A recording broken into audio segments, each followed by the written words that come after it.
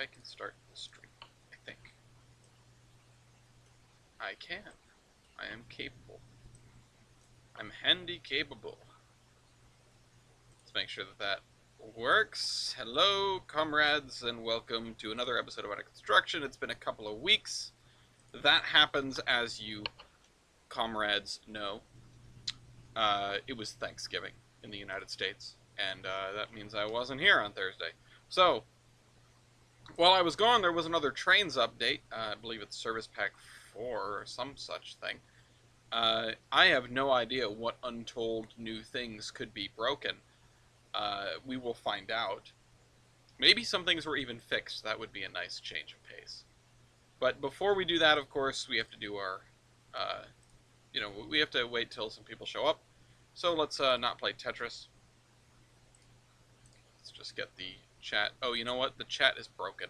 I need to refresh the page. Hopefully this works. There we go. And Tyler is back to Thermo.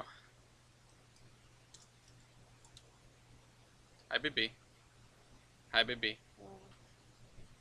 I could always play Santris instead. Or Setris, or whatever it's called.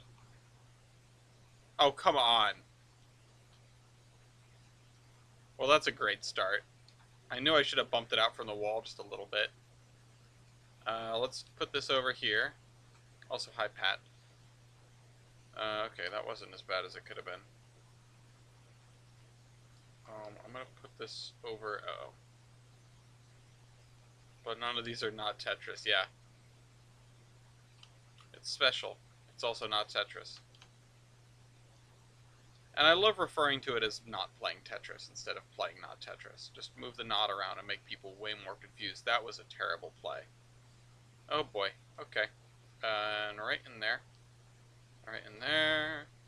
And... let's see, here, perhaps? Okay. Now what? Maybe let's put it over here. Maybe let's put this guy down right here. Yes. Perfect. I got it in without touching anything. Giggity. Alright, there we go. 2 lines down. This is already starting out. It started out poorly, but now it's coming up. We're getting better. 2 lines in a row, eh? Oh, shoot. That's not good. I could have tried to force that down, but I don't trust it. Let's try to put this over here, see if we can get it to sit more or less horizontal like that. And this one I'm going to try to speed. Okay, that's a technique. We're going to get 3 lines out of that. I used to do that all the time. I guess I should do it more often because it works. Not really anywhere great to put this. Can I have a long one, please? Yes, there it is. Oh, shoot.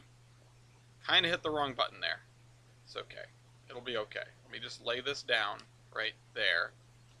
I sort of wish the background lines were a little bit more apparent, so I would know if when I'm putting a block down, it's going to be in...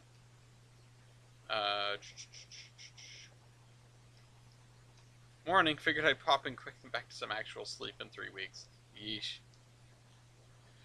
Alright, there we go. Yeah, you're not the only one with a screwed up sleep schedule. I've had, I feel like my 4 days off from work, like the long Thanksgiving weekend, did more harm than good.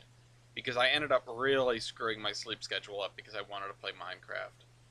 I have been spending an awful lot of time on the Cogger server. And by an awful lot of time, I mean all of my fairly limited adult free time. And you guys, if you know me, you know that I, in some respects, have less free time than most. But, or at least I feel like I do anyway. If everyone else is doing this, I have no idea how, how anyone is alive. But point is, that needs to go over there. Point is, I've been spending a lot of time at Coggers. Love that server. I love having a mod pack that feels like well done is not the right word because it's not really well done. It's kind of a mess. It's still more of an amalgam than a proper like modded experience. Oh, thank goodness. But it's something that has a little bit for everyone, and of course, Cog, my favorite mod ever. Um, I don't know what the equivalents are for modern day Minecraft, or at least more modern modded Minecraft. I hope there are things like it because more people need to take in the majesty of Coggers. Oh shoot! Shoot! Shoot! Shoot! Shoot! Shoot! Shoot! Shoot! Shoot! This is bad. Oh! Oh! Oh! Oh! Oh! Oh! Come on! I just slammed it down just to see if we could get something out of it. Oh! 1603. Any tips for making terrain around the tracks? Also, hello, Patrick Calvano. Any better ways than the terrain tracks method? Okay, so now that we're done with not Tetris, we can jump into Trainz, and I would love to talk about this. Because there are more than a couple ways to do terrain right. And terrain tracks, I feel like they have their place. They're not perfect, but they do work. Let me close out the not Tetris thing. Da-da-da-da-da. So, I returned from Thermo Hell. Welcome back. You just missed not Tetris. Anyway, let's talk about terrain. It's a shame that we won't be doing that much today, although we could detour a little bit. It's going to take a while for this to boot up because we just got the new update. So I'll brainstorm the methods while it does that. Terrain tracks is a good one. Terrain tracks is good for making inoffensive, relatively steady terrain. Terrain tracks is a go-to method if you are doing like a relatively flat area that has a gradual slope in one discernible direction. And you can have this on the small scale or you can have this on the large scale. I've used this method on areas of the flatlands in between Bellington and Pan Am and Mason's Landing. Okay. First things first. Did they fix the windows, or are they still broken and useless? Okay, so they are still pretty useless until they let me put in a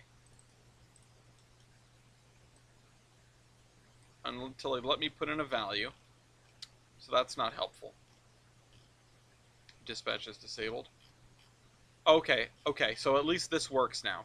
I learned the terrain tracks method from you, actually. Oh, I'm glad to hear it, and I kind of figured because I don't know anyone else who calls it that, aside from the people that have learned it from me.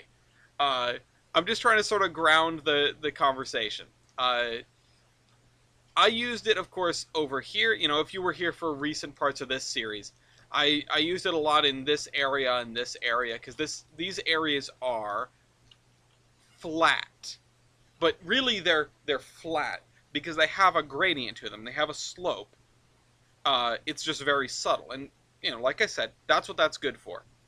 So, your best method is, like, there is no universal best method. Your best method is going to be based on whatever terrain that you're trying to create. Now, terrain tracks, though, can also be used as a very important base. Because usually, usually, all the time, as a matter of fact, when you put down a baseboard, it looks like this. Obviously. Everybody knows that, who's ever put down a baseboard. I'll be honest, I know people who spent years in Trainz without ever knowing how to put down a baseboard, but that's what happens when a lot of us start, playing with TRS pretty young. Like, I didn't know about the raise ground to track tool, which, of course, is the basis of terrain tracks. Once I learned it, it revolutionized my terrain building.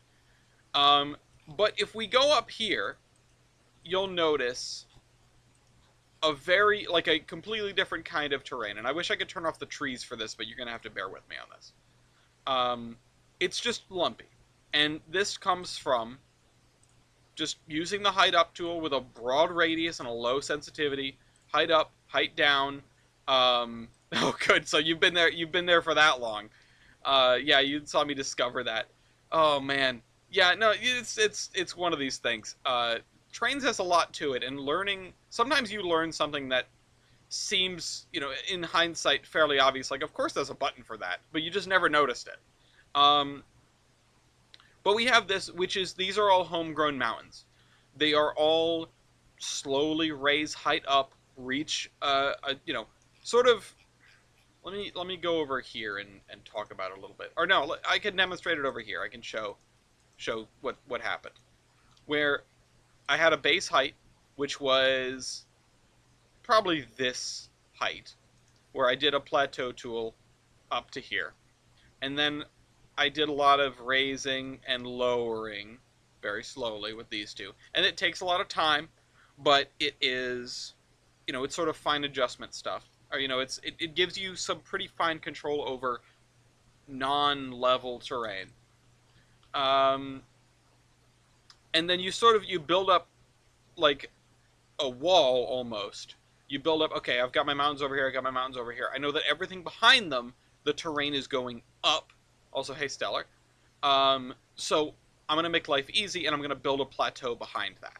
And then I'm going to go back and do the same thing. I'm going to come here, and I'm going to raise the terrain up. Raise the terrain up to make some lumps. And then I know that everything over here is going to be higher than that. So I'm going to grab my plateau tool. Well, plateau tool doesn't quite work like it used to. I'll get to that. I'm going to grab my height tool and use height. And I'm going to fill that all in. Or I'm going to fill in a little bit. I'm going to use copy-paste for the rest of it. Depends on how big your area is, whatever's going to be most effective. But yeah, so you do the fine adjustment, then you bring everything up to that level, then you do the fine adjustment, then you bring everything up to that level. This route is for my own entertainment, is what it is. I wanted to make a route with realistic distances between towns that I could automate, and that was the birth of the Tolbrin Peninsula, which is this whole thing.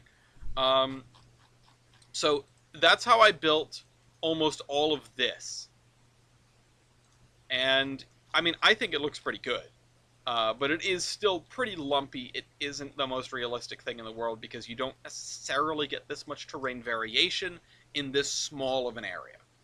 The thing that I feel like people miss in Trainz is that stuff in real life is really big. Like, all the time it's really big. The mountains are way bigger than you think. Even the hills are bigger than you think. I would say the rivers are bigger than you think, but honestly, we have the opposite problem in Trainz, where people make rivers that look like this as their smallest rivers, and that's exactly what I'm doing, because getting smaller is hard. But people build rivers that are like this wide as like a small little river, And maybe this is just a me problem, because I did this all the time. If you look on the Iron Horseman route, these rivers are everywhere. I know this isn't a river, but I'm using it for demonstration. And like towns and cities are bigger and distances are bigger and, that sort of thing. So I digress. So if that's terrain tracks, that the method that we started talking about, this needs a snappy name too. We'll call this, we'll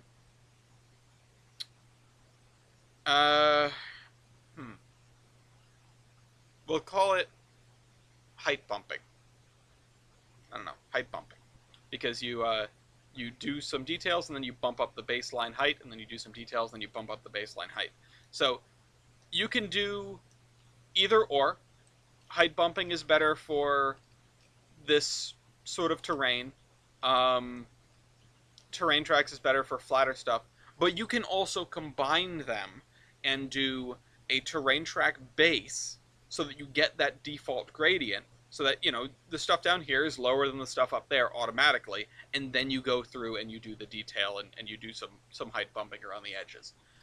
That, I think, and I haven't been able to employ that anywhere yet, because I haven't done any mountain stuff since that sort of brainwave hit me.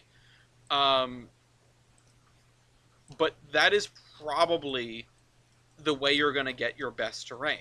And I will add on to this one other really important thing. and I do need to talk about another method in a second, but I want to add it onto this another really important thing which applies to all methods of terrain building. You get more realistic results.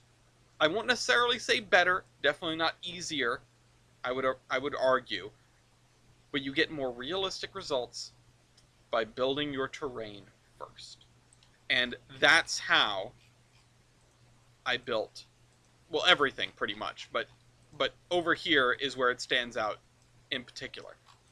And of course that seems insane. Most people, I reckon, don't build that way. And the reason for it is because it's really easy to get a little carried away and suddenly your terrain is insurmountable. And I did that. I literally did that over here. This little hill right here, we have like 0.8% grades leading up to it on both sides, which is more than I wanted for this stretch of the railroad, and this weird like chicane because of the because of the geometry of the thing. Honestly, I probably could have. No, I don't know if I could have cut through down here, but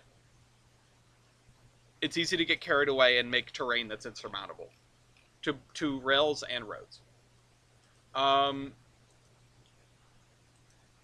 But I recommend people do that because it gives you, because once you get your desire to raise and lower land under control, it gives you stuff like this. And if everything will load, I will do a little pass through so that you can understand what I'm talking about when I say stuff like this.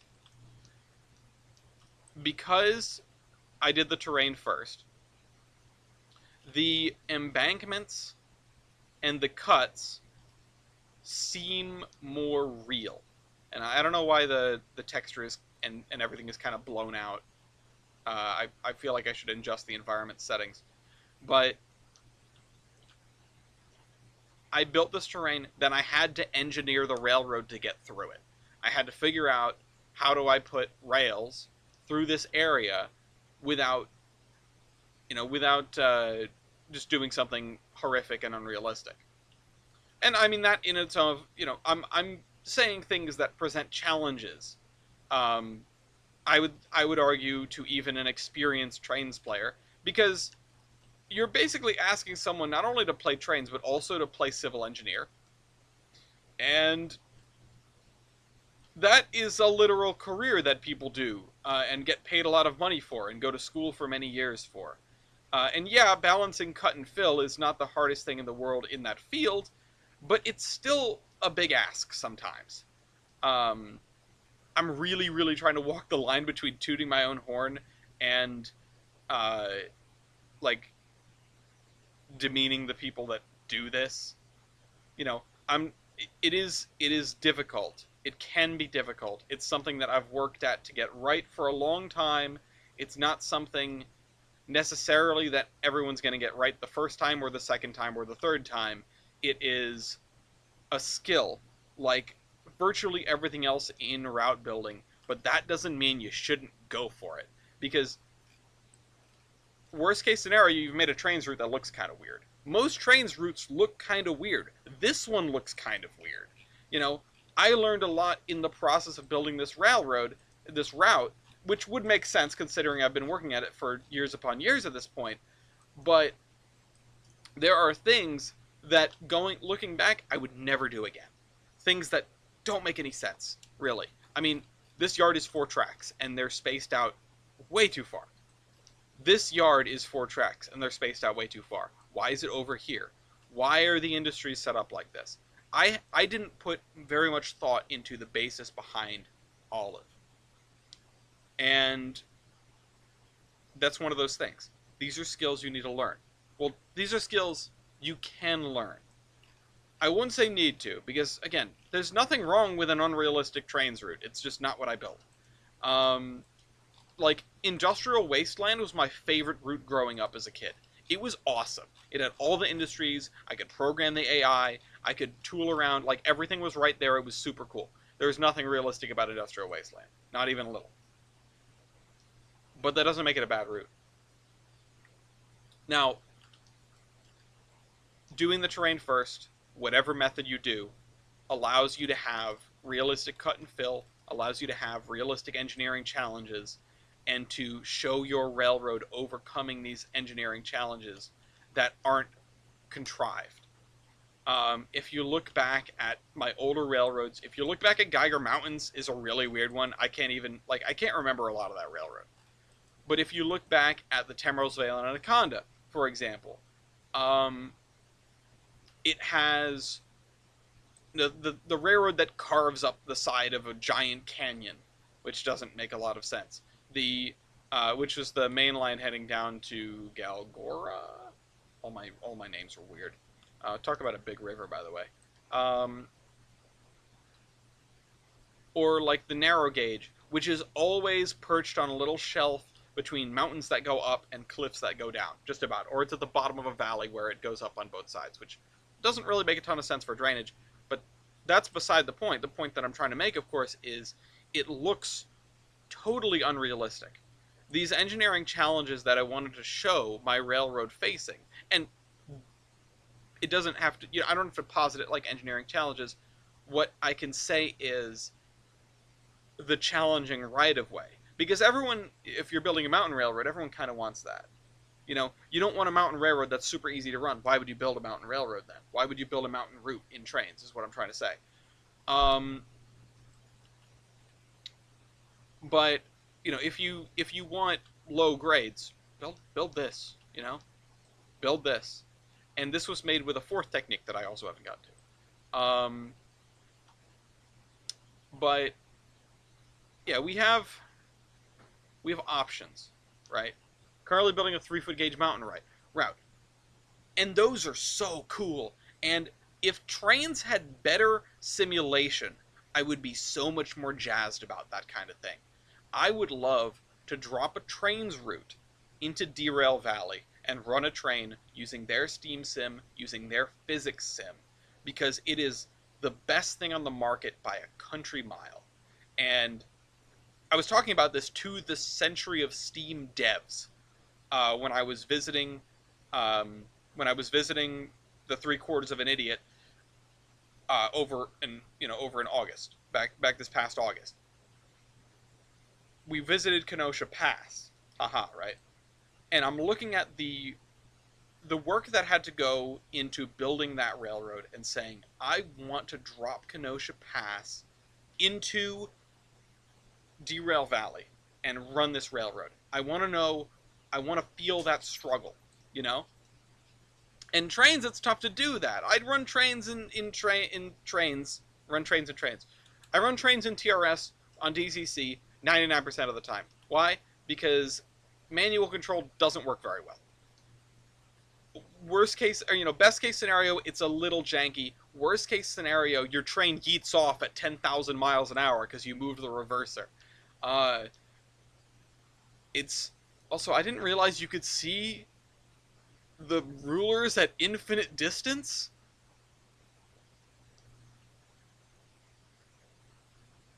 If the people that lived on Tolprin could see these numbers in the sky, we'd have like 6 new religions at once. It'd be amazing.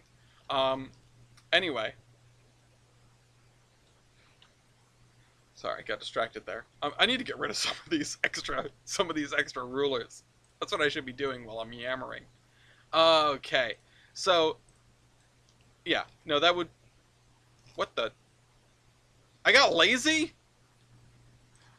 I hate when I do this. At least I have something productive to do. I got lazy. Did somebody say run 3-foot? I thought you were a Japan man now, Tyler. I thought you were a Japan man now, Pensy Fan 6110. Anyway, yeah, so, also, Mopac, I tried that with my mountain route, but the engineering got a bit too wacky for me. Yeah, and that's why it's hard. That's why it's really hard. Option 0 for doing route building, right, is to get a dem.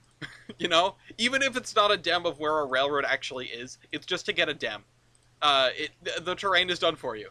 But no. So, option 1 is terrain tracks, option 2 is height bumping, option 3 It's like Mike wearing the Centrals hat for a while. Yeah. Um. Uh.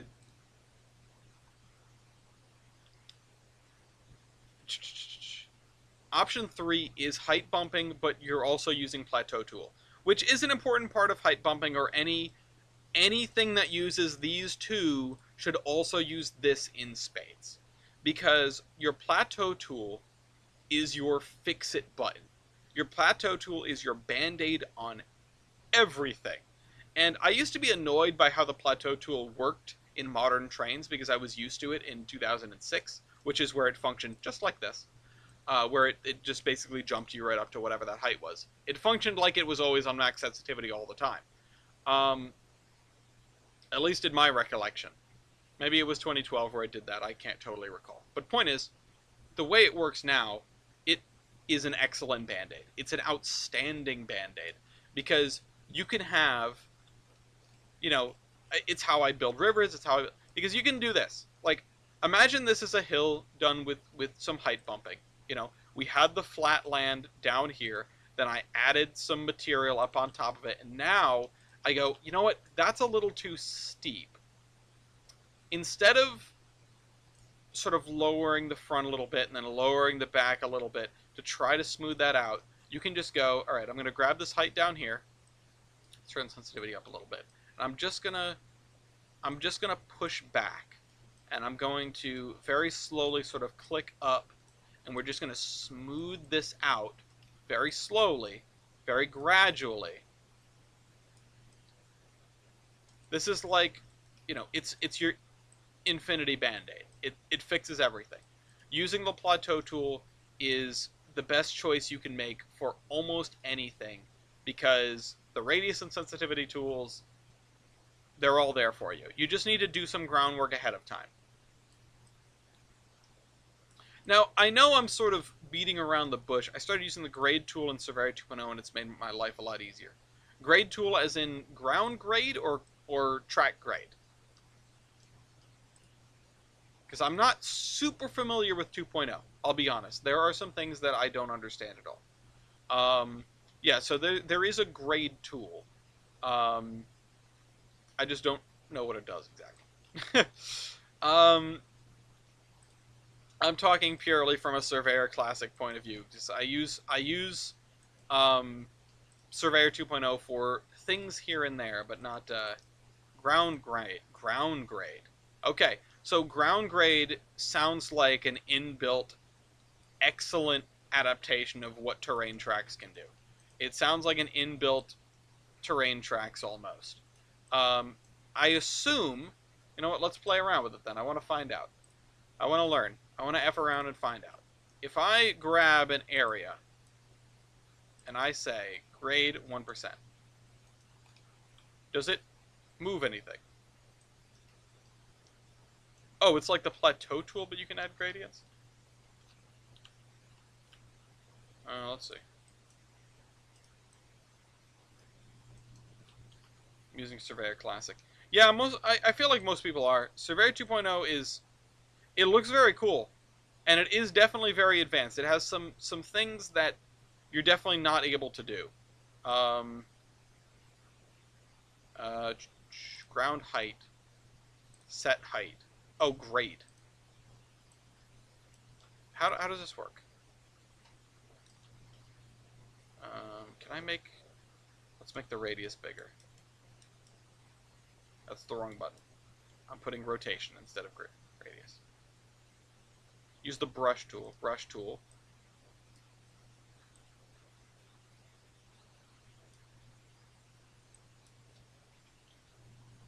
Ground height.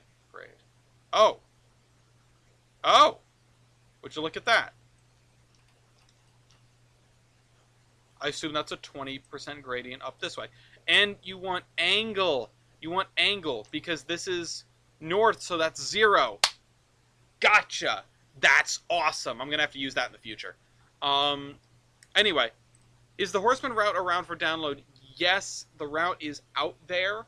There are download links here and there. They all don't work. They send an email to me saying that someone's trying to request access. So if you find one, do that. and then I will grant you access, and then you'll probably get an email saying I granted you access, and then you can go in and download the route. I think that's how that should work. I'm going to get out of Surveyor 2.0 right now. If you join our Discord, there is a...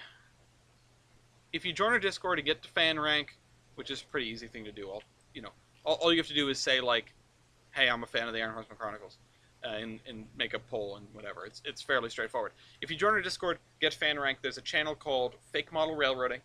It's part of the model railroading trifecta. We have fake model railroading for stuff that's online, we have real model railroading for stuff that's physical, and we have not model railroading for real trains.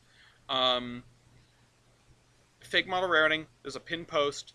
Oh, you're in the Discord. Okay. There's a pin post in Fake Model Railroading that links to the route folder, I think. Let me just make sure. Let me make sure that I'm not making stuff up here. But every once in a while, someone will try to get into it. Coffee or green, junk. Crossing activation distance spreadsheet. My own note to myself, Tyler's Bible of Content Creation. Iron Horseman route folder. Yes, it's in there. Okay. So, yeah. If you have fan rank, that's where you go. If you don't have fan rank, look in the rules and index. It explains how to get fan rank. It's like a litmus test. I don't tend to explain it to people because I want people to read. Are you the new member? I don't mean to dox your Discord account. You can not answer if you want. But I don't recognize you, so I assume you're the person who joined today. Which I wasn't able to write a welcome because I was out doing field work. But okay, so we covered terrain tracks, we covered height bumping, welcome, anyway. Yes, you're the new member, welcome to the server, welcome to the community. We covered the plateau tool, which is the fix-it band-aid, and now let me introduce one thing that everyone ignores. This. These are not very useful, but you can make them useful with a lot of effort. If you go back in time, probably a year, probably more, you will see me building these areas, which you can already see that they're a little weird from space. They're a little sort of scuffed up. You can see me building these areas using the ground displacements. And the way I did this, and these provide an excellent, like, randomized baseline. It's like having a dem, but without the trouble of having a dem. And I think you can add your own.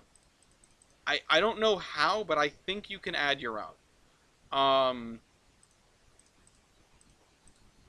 I might have just made that up.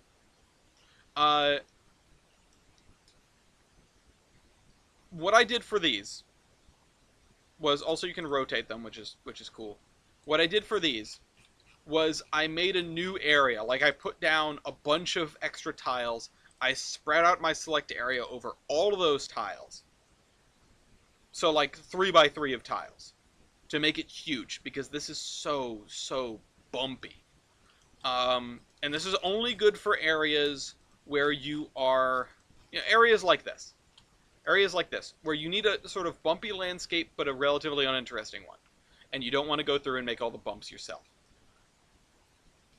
I spread it out over a 3x3 square of tiles. I set this to about as low contrast as it could possibly go. And we're talking like 1 pixel off the bottom. Pasted it. Or, set it. Right? Then copied that. Then pasted it where I wanted it. And when I pasted it, I used... Where's the button? This tool. Which is another thing that most people don't ever use, because it's not very useful. It adds things, right? It's what it says on the tin. If I have a bunch of trees, and I paste them, and then I, rotate my cursor, or move it over slightly, and paste it again, you're going to have double the trees. Here, it'll overwrite the trees that are underneath your cursor, which is what I usually do because I don't want an exponentially growing amount of trees. Then you get stuff like this, which that's a little too many. This has been an issue on multiple routes.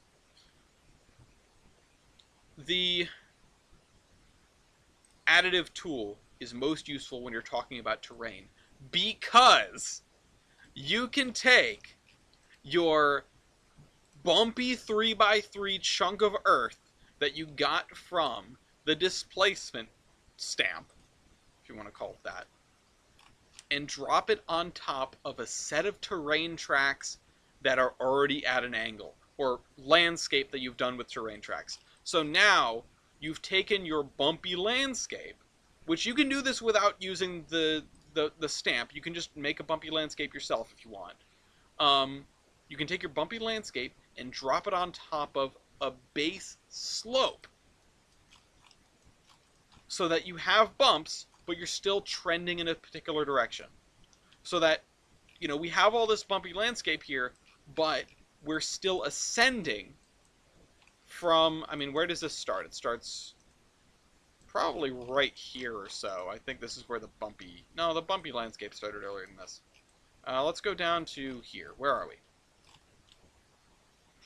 This is 15 members. Meters. 15 meters up to 66 meters. And this was all pretty much done using copy-pasted stamp displacements on top of a base gradient done with terrain tracks. And that's how we have a relatively, if only the fancy train didn't lag everything and act goofy. Yeah, no, that's a different problem. Also, hey, Mason. We have this slowly ascending railroad. And by slowly, I mean up to a percent, which is as high as I want to go on this main line. It's pretty hefty. Like, the New Haven considered 0.6%, a lot of gradient. I don't know about the New York Central. We don't talk about that. Water level route. I'm pretty sure the New Haven had the real water level route. But anyway. Yeah, so those are your methods. And you can do those before you lay down tracks. You can do those after you lay down tracks. It doesn't really matter as long as you're doing them almost irrespective of your railroad. Like, obviously, if you already have the tracks laid, you know where they need to fit. But if you are, you know, doing terrain bumping and you sort of... Also, get this out of here, please. If you're doing terrain bumping and you sort of put some stuff over your... Excuse me. Goodness, I have the hiccups. Put some stuff over your track, or you dig out under your track. It's not a big deal, because you can just run back through with the you know, with this tool here, the smooth spline height, which is an interesting name, and make it work. And that's what I did for here. That's what I did for here. That's what I did for over here. It's how everything has worked in this area. And sometimes I'm ahead of myself with the track, and sometimes I'm not. I try not to be. I try to get the terrain out ahead of the track. But sometimes you have stuff like this where you know this needs to happen, and so I built out this, you know, relatively steep and dumb ascent out of the train station here onto what would have at one time been a 2-track embankment, and then out this way. And now you also notice one thing. This is something that I've been working on. The track goes from above ground level to at ground level. And I put air quotes on that because ground level is what you make it, I guess. And that's because I want to put some more gradients in here. I want to put some more hills in here. I want some more terrain variation. And where you start having to really dig into these options is where you start building things like rivers, you know, water features. And there are many different ways to make these work but there are many different ways to make these work. My recommendation is usually just going over them with a terrain track to get stuff to the right height, plateau tools to get the edges right, and then more plateau tools to get them to be exactly the shape you want. It's your infinity band-aid. I'll say it again. It's your infinity band-aid. The plateau tool is just really nice. Okay, so we need to get back to Bellington, And I just spent like 40 minutes talking about terrain. I really appreciate the question. Um, we need to... Right, last time we were here, I was lamenting that I couldn't find a spot for the cement plant. And I was talking about how I wanted to put it over here, but it just doesn't really make any sense. Now, the thing is, I was thinking, which is always dangerous, but I was thinking, and I sort of came to the realization that maybe we should put it over here, because it would be a relatively old industry as far as this area goes. And then, keeping that in mind, maybe we should keep this stretch of rail attached for the sake of running that. Because originally I was going to cut it, like, here when it hit the road. I was going to cut it here because I was... Because this is supposed to be abandoned. Is that cement or concrete? That's a really good question. I don't know the answer yet. I just grabbed a bunch of things, and I need to figure out what commodities I have. It's going to be something that takes aggregate of some description and turns it into something.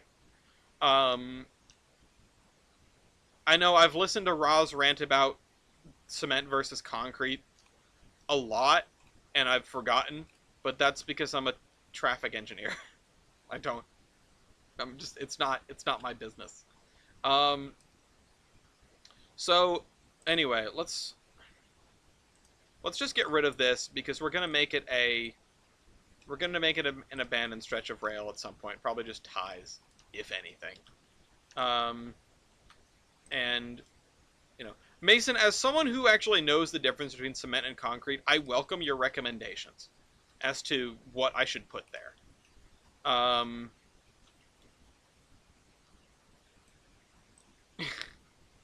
just got the SMH. Yeah, no, that's it's fair. You can SMH at me all you want.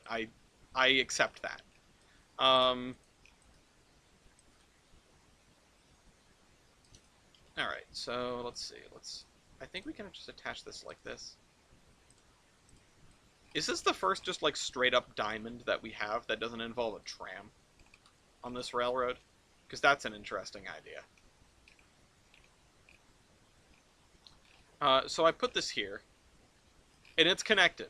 Not in a way that's pretty or makes sense, but it's connected. I also probably want to add more yard to this yard, because the more I think about it, the more this is probably going to be the general goods yard for this town.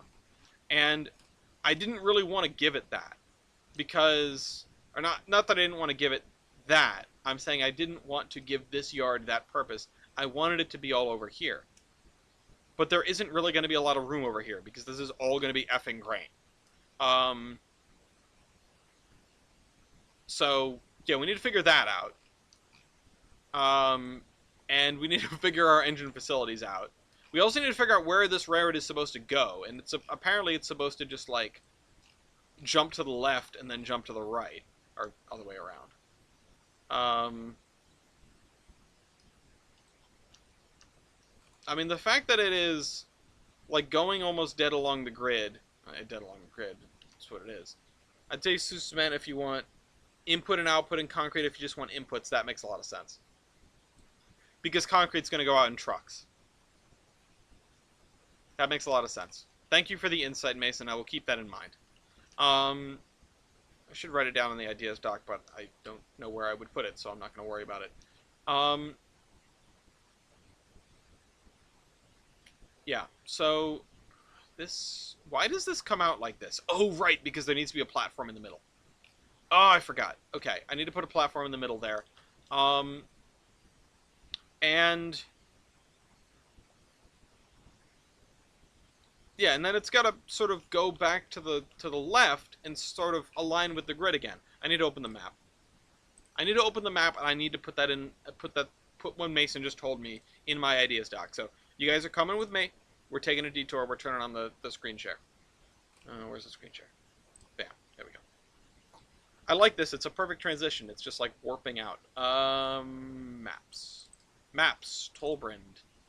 Tolbrand superimposed.pdn. And while we open that, let's go to the ideas doc. Concrete plant.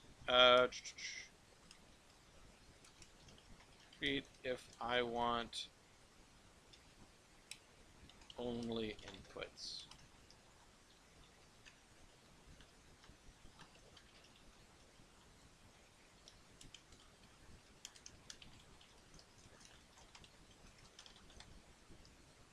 Concrete if I want only inputs. That's what he said, right?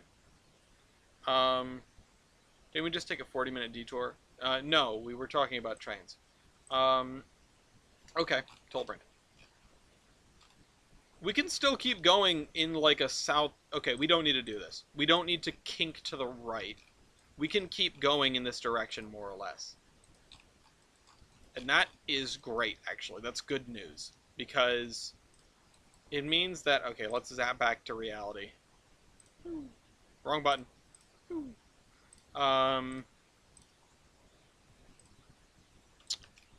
That means that we can just sort of gradually turn. And let me grab this. No, I mean, Mopac, you are right, but at least we learned something along the way. Like, I feel like... Patrick, I hope that you've sort of learned something, like, at minimum, anything at all. Or at least I hope that it has given you some new inspiration to how to do this or that. This is the roundhouse we're using, and now it's in the way.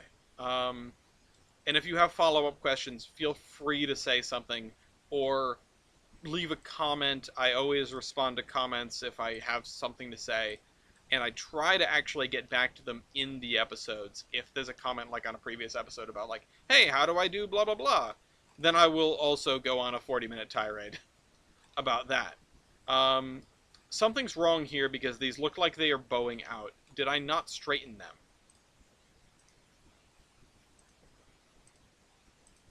Looks like I didn't. That's on me. Wait a minute. Oh, son of a gun, I know what happened. Because this has to be...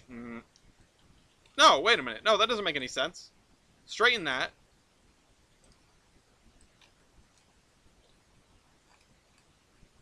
Are these both straight now? Oh, because it's a straight one going into a straight line. Because this is straightened, isn't it? Yeah, there we go. That makes it better. That helps. Now it looks good. So yeah, let me grab this. Yeah, I guess to go back to terrain for 1 second, there are many, many ways to do terrain. It all depends on what you're working at. And I think the biggest deal at the end of the day is the fact that no matter what you're doing, it's going to take a long time. It's going to take a long time and a lot of effort. And you just have to own that. You have to sort of be ready for the fact that, you know, I am building a large route, or, you know, I'm building a route. And if I want, you know, good looking work or whatever, it's going to take time. And it's going to take effort. And that's why I haven't been going and doing the mountains. But even doing this stretch, you know, I don't remember when we started on this segment when I said, okay, I'm done with Mason's Landing for now. I'm going to go out and do some flatlands. I don't know when I started doing that, but it's got to be like over a year ago at this point. If not well over a year ago. I don't title the episodes anymore, so honestly, who knows? But it could be a long time. Like a really long time. I'm realizing that I could probably add a second siding over here.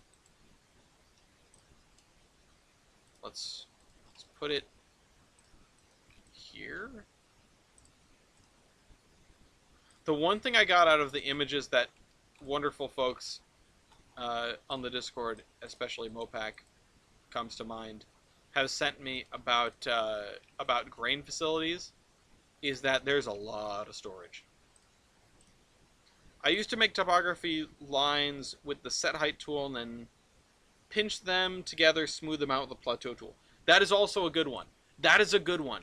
Thank you for reminding me, because topo lines is like number 5 that I've forgotten, and I've even been doing that, and it didn't even come to mind. That should have been point number 3. That should have been point number 3 instead of the plateau tool fixes everything.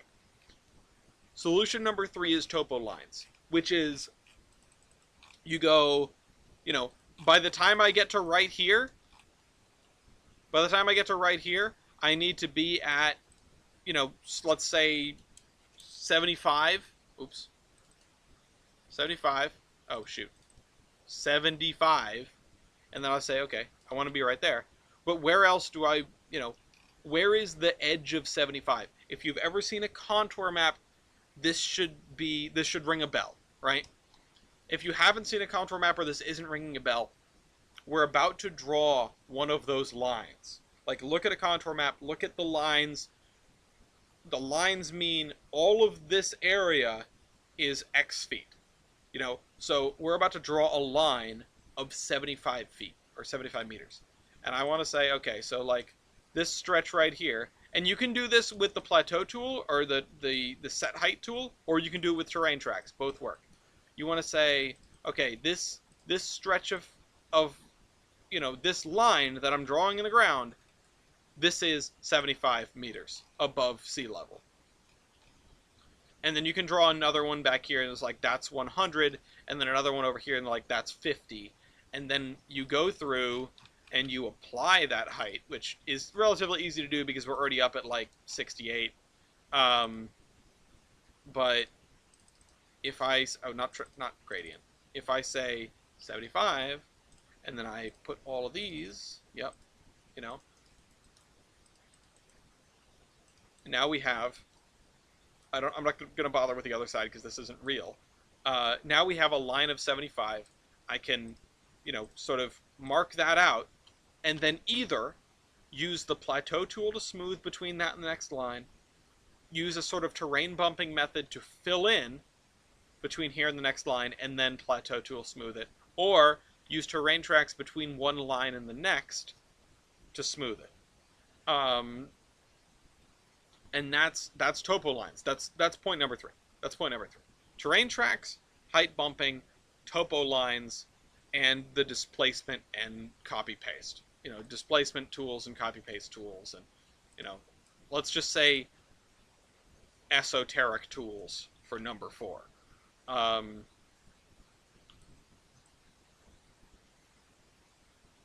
Ignore the Baby Ruth car on the tracks. Or on the road, rather. That's where a car belongs. I did want to make a little industry down here, but I don't know what to put here. We need to go back and think about this town. Because that's what we were doing before, that's what we need to do now. Earlier this month, 2 weeks ago today, we determined, right, that the original center of town was right here at this crossroads, which used to go straight like that. The original mills were here. You started to get some residential popping up near the mills and commercial along this main street here. They zoned all this stuff for residential. The town expanded across the river into Bellington, where you were going to get second generation mills, which is what this was supposed to stand for. But also, more importantly, you got this railroad that goes along the riverbank. Now, this is based on the city of Nashua, New Hampshire. I think. Yes, the city of Nashua, New Hampshire. The Boston and Maine Railroad's Hillsborough branch sort of weaves along the river, and it manages to not run into any mills, but you have stuff like a mill, a mill over here right after it curves away, or a mill right over here after. I mean, it's not crossing the river here, so that doesn't help actually.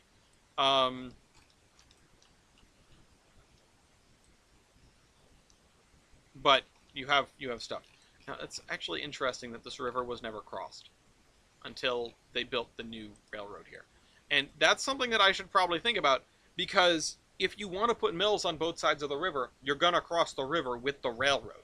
You're not going to have the railroad only access half your mills. Which means we need to get the railroad to the other side of the river. Oh, right, we already did that. Never mind. We need to get this spur down this side of the river at least as far as here, because once you get to here, you can't go over there.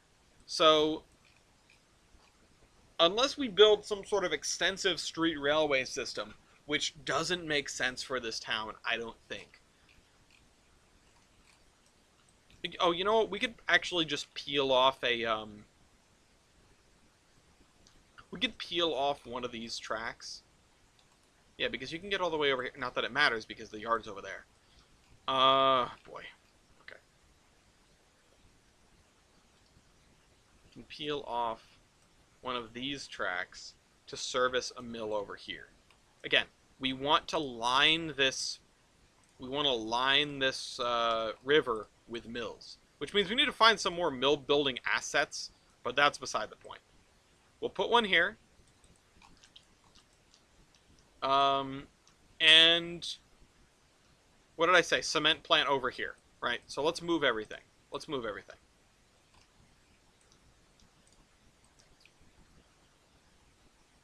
You know what? I'll move things one at a time. I could jump into Surveyor 2 and grab everything at once.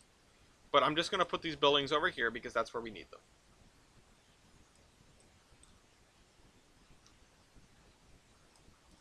And then people can yell at me and critique me as to what buildings belong here and what buildings don't. And by people, I mean Mason specifically. And, like, by yell at me and critique me, I mean, like, please explain to me what I'm supposed to be doing. You're absolutely free to always jump in here and go, like, hey, that's wrong. Everyone is welcome to do that, actually. I'm going to be building a military base in the future, and I know that there are plenty of military nerds in these streams, or in my comments, or in my viewers, you know, among my viewers. So if you see me, or if you have like a good reference when we get there, if you have a good reference, or if you have like a, hey, this is what this should look like, go ahead and tell me. I know about the ammo dump in LA, or near LA. Like, I should probably build a thing like that. It would be really funny to model. Cotton gin assets. Now, let's actually just do a search filter for mill, because I haven't done this in a little while. We have a lot. We have stuff like this. This is really cool. That's more of a grain elevator than a mill. Oh, we have offices, too. Oh, I've used this before. I've used that before. A sawmill? No. Wait, this is just the regular sawmill, but cut down. It looks nice, but it's just the regular in-game Trainz sawmill. Are these... Never mind. Never mind. Never mind. Get out of here. That's a Mill Creek Bridge. Cotton mill, we've used that. Grain, wheat, cane. Not really appropriate for this area, but not necessarily inappropriate. Just not what I'm looking for right now. Let's get that out of here. Let's get this. Okay, lumber mill. In the same style as the default Trainz one. No tracks, though. That's interesting. Building mill, building this, building rolling mill. I think it. You know, that can roll if it wants to. Snowden mill. All right, so this is a very, very old mill building. We're talking like first mill building on this side of the river old. And we can leave this there because it reminds me of Slater Mill and I kind of like it. Hear me out, a bromine plant. It would be perfect since there is literally one asset or bromine anything. We have bromine? Do I have that? Hold on, let me look in my, I don't have the thing open. Drive.google.com. Into my Tolbrand folder. You're not coming with me on this adventure. You don't need to. Operations. Industries and balance is the one thing I don't have open. Okay, that's what I was missing. BR. I have brick, clay, bricks on pallet, bunker oil. No, I don't have bromine. I don't think. So we don't have it in any of the stuff that we're using. Am I missing a tank car? Because I feel like that would be in a tank car now. There's a bromine tank car. Okay. Hold on. Let me take a look at it. Ah, DOWX bromine tank car. I also specify that's a complete joke because I'm doing chemistry homework. Be careful what you wish for. Does it carry? It can. Ooh. Okay. That's not out of the question. That's not out of the question to have a bromine tank car. It's a little too modern. This is also very modern. It's a lot of cool stuff, though. Little too modern. But. Now you got me thinking. Alright, let's go back to looking through mills. Let's go back to looking through we have. Concentration mill. No repeats or hesitation. Okay, that's not... I don't think that's appropriate. Cotton mill. Okay. That's not bad. That's actually not bad. We could possibly use this in this neck of the woods. Sawmill, watermill, that's a little old. Double diamond mill. Oh, cool. It's more of a mine if you ask me, but I understand. Feed mill co-op. Grain mill. I've used this before, but that doesn't mean we can't use it again. Hide pulp mill. Definitely have used that before.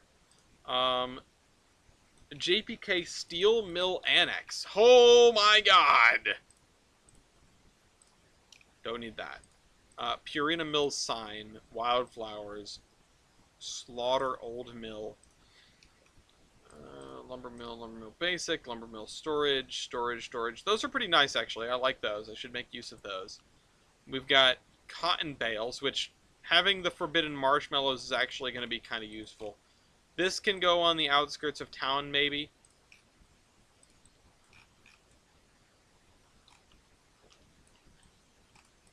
Maybe over here. Coal Creek, mine shaft, head. Modern sawmill.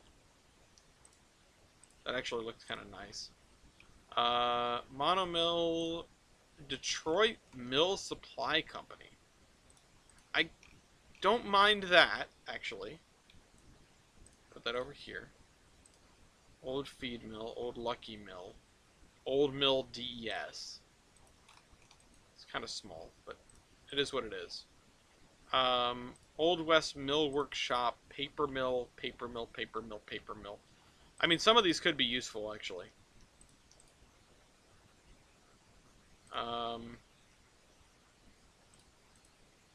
Even if there's stuff that, like, automatically identifies it as a paper mill, I don't even necessarily care.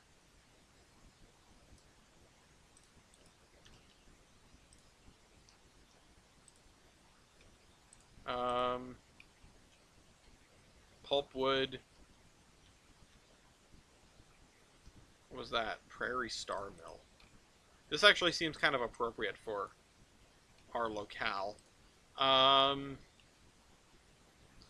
Mill Basic, Mill Old, blah blah blah. SAP Appliance Factory, SAP Appliance Factory. We have used that, but we can get away with it. The Electronics Factory as well. I think the thing with using some of these, reusing some of these SAP stuff, is if we want to do a little bit of trolling, and by trolling I mean kitbashing, of course. So we take this and we do, that doesn't quite work, but it gets close.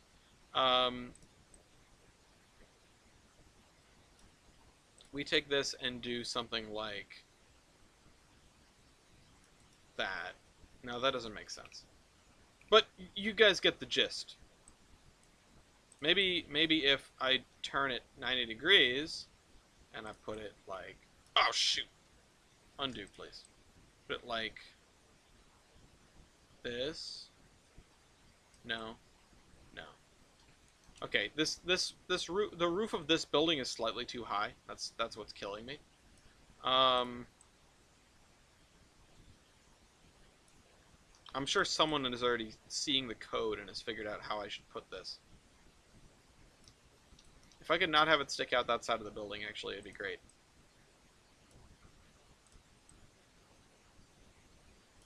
okay. But the point is, we could kit bash some stuff and make it work. Lead would be another fun industry chain to have. Keep that in mind for when I'm doing, that's cool. Keep that in mind for when I'm doing some, wait, what? This is the same. Let me guess, it has different commodities. Hey, DT. Cycle time 1 minute. Pallet bin apples, stack of 3 in a paper mill? Sawdust, paper roll, vertical, sodium hydroxide, chlorine gas. Okay, like, these are great and all, but I don't know if we have half of these things. Like, we're not... The DES stuff has way too many commodities that don't go on cars anywhere. And I get tempted, and I turn them into stuff, and then we can't use them. Windmills, sawmill...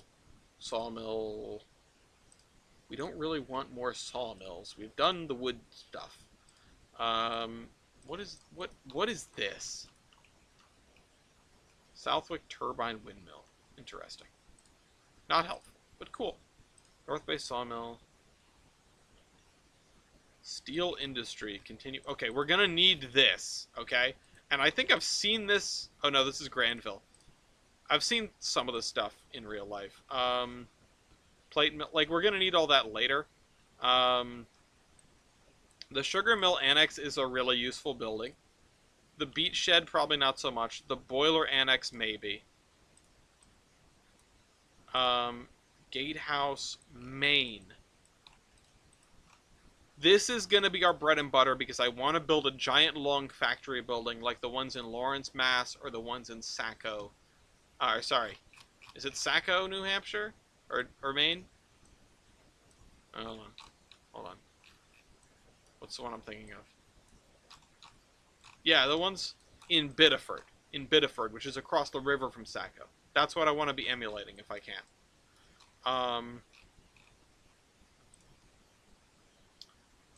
So, like, I'm just going to place down as much crap as I can. Oh, we've used these. Pulp shed. I mean, can't go wrong with a good shed, I guess. Sugar Mill 01, Steffens. Okay. Also tanks. I mean, can't go wrong with that, but I don't think we need to put those down. Oh, the warehouse is exactly as useful as the annex, which is to say extraordinarily. Millennium Bridge, no. The textile, the VFUK textile mill is something we have used 100 times, and I will use it again. Lumber mill 2, stamp mill. Okay, so I would download some other things, but I feel like we're you know, at our limit for Schnitzengruben, so to speak. Like I said, some of these buildings are going to be absolute bread and butter. Like, for example, what'd you say? Textile mill old brick. Oh, this one. Oh, yeah, that is a good one. At what point am I going to commission or make my own buildings? Probably never, because I'm just, like, I have barely touched the depths of kitbashing, and also, the DLS is so much bigger. It's so much bigger. Like, there's so much other junk on the DLS, and I mean that in both the like, most positive way I can, and also the negative way. Because there's a lot of tripe on the download station. But that's okay, because, you know, it's... Even the things that aren't good, I have respect for the people that put in the effort to make them. It takes a lot of work to make... It takes a lot of work in Blender to make something that sucks. To put it bluntly. Like, that's the other reason I'm not going to commission anything. Because, like, I don't have the money, and other people don't have the time, and they could be doing things for, like, projects that actually need it. Like, I don't need the Samsonite mill building complex in Warren, Rhode Island in 1922. But somebody might. Somebody might be modeling the Providence, Warren, and Bristol and need that exact building because they don't want to kit bash it or because they can't find things that make it look good enough. Also, hey, MK.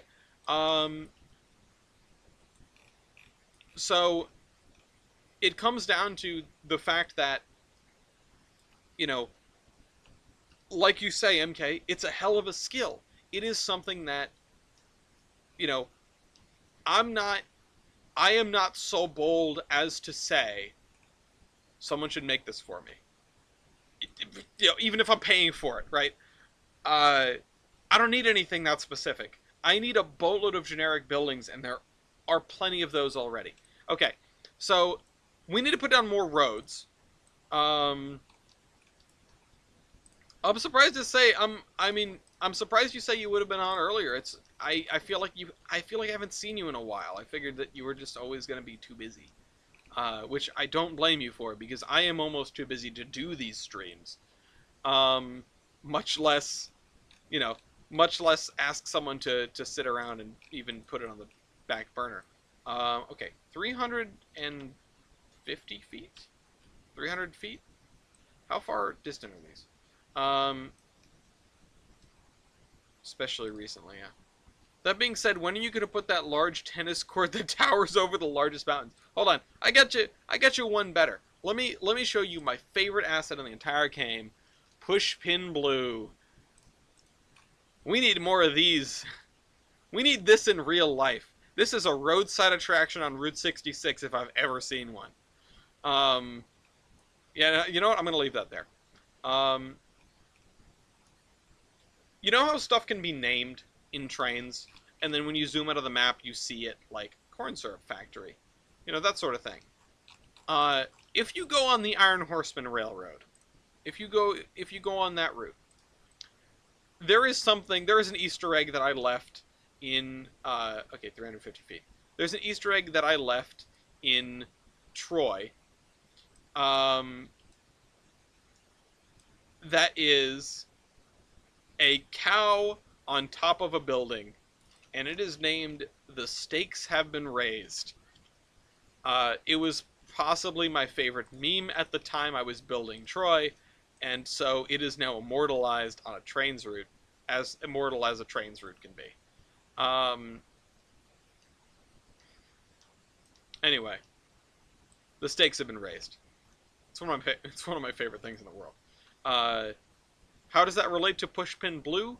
I guess my point is that I have a minor history of putting some absurd stuff in Trainz routes, up to and including, if you download the version of the Iron Horseman route that's for Tane, there may or may not be a giant dong drawn next to the city of Layton. And I don't know how that got there, but it might have been me. It's one of those things where I put it down on the route saying like, okay, what's, you know, who cares? This is going to be shared internally. This is going to be you know, like no one's ever going to see this, right? And then, oh, let's release the Iron Horseman route. You know, people want to play on the Iron Horseman route. It's like, yeah, there's nothing wrong with that. Absolutely. Let's share this with the world. And then every time somebody downloads it, it's like, what is this doing here? Didn't we figure out that a tennis court has a much surface area as Timken 1111's evaporative heating surface? I think so, yeah. Didn't we? I remember that happening. Was it 1111?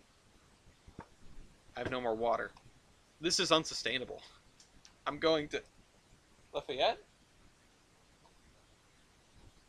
I thought he just went outside. Not having water is unsustainable. Okay. Anyway. Okay, what's next? I'm trying to put down more residential streets and trying to grid this out here. The thing is, these residential streets would probably have ended somewhere. And let me look at some blocks in... Honestly, Biddeford and Saco are terrible for this because there are no blocks. They're not... Maybe I should just go to Newport. Newport, Rhode Island. Well, these are 1,400 foot long blocks, but that seems excessive. Let's go to Newport. Come with me.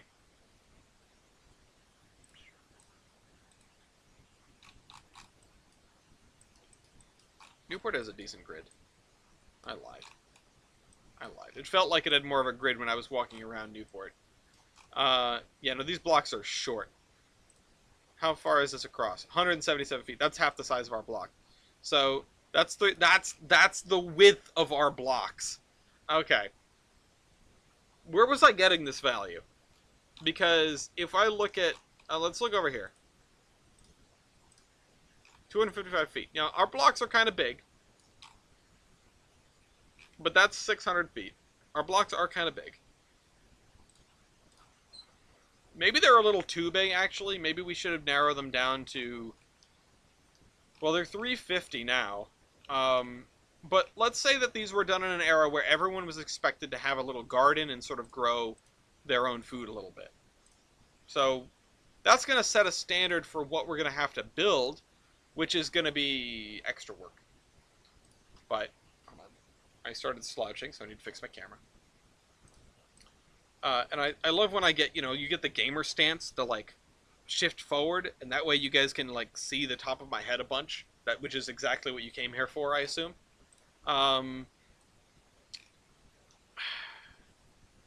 So what are we going to do? We're talking double-sized blocks? Let me get rid of this ruler, I guess. I'll leave that there. We're talking double-sized blocks, then? I mean, how far is this? This is 2,200 feet. If we saw that in half,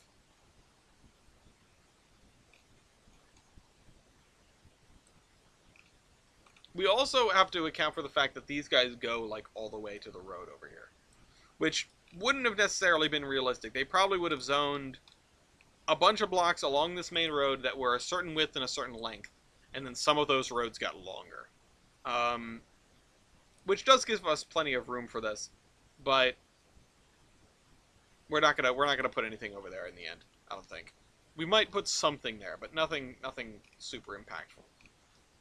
So let's look. This is 1,400 feet, so that's as long as one of those big blocks that we were looking at. What if we just go 1,000 or 1,200 feet? What's a multiple of 350? 350, 700, 1050. I don't like that. 1 by 3. 1,400 would be literally the next one up, which would mean that the next road over, which, by the way, this is flat enough? Not really. So that means that road's going to get cut off. That's fine. That'll look like lore, I guess.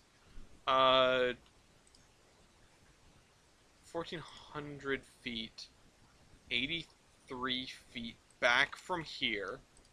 So let's just pull this back to 1,400, which is really, really close. What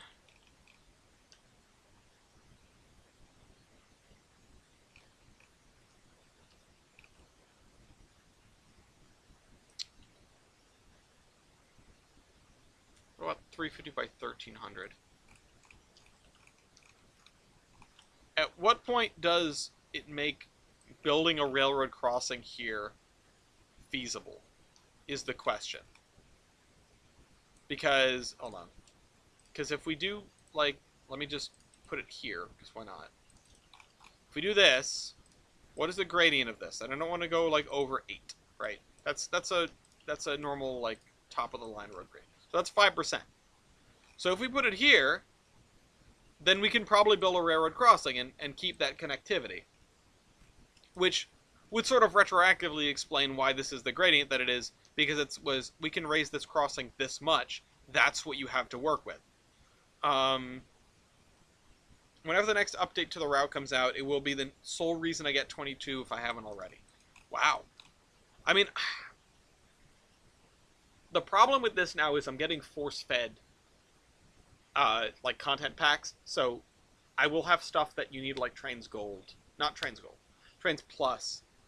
Well, no, you could just also own that DLC. I don't know how much DLC for this game the average person owns. But there will be things that I have missed, sort of getting rid... You know what, let's put that back so I have that lined up. there will be things that I've sort of missed getting rid of, that I've sort of forgotten that I shouldn't use. A lot of the stuff I've been using is DLS, but a good chunk of it, unfortunately, or at least some non-zero amount of it, is packaged. And I had this problem when I moved from 2019 to, no, from Tane to 2019.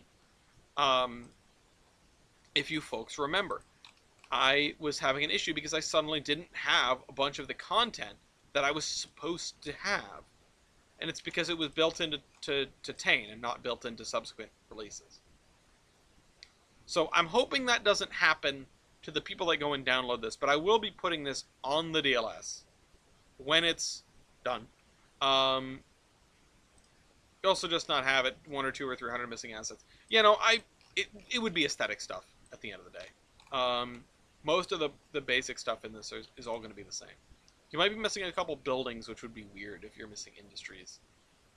But yeah, I just want to, you know, I'm trying to say that this map was never as perfect as I wanted it to be, and I don't want to, despite all the efforts that I've gone through in order to make this like perfectly DLS compatible route, it's not.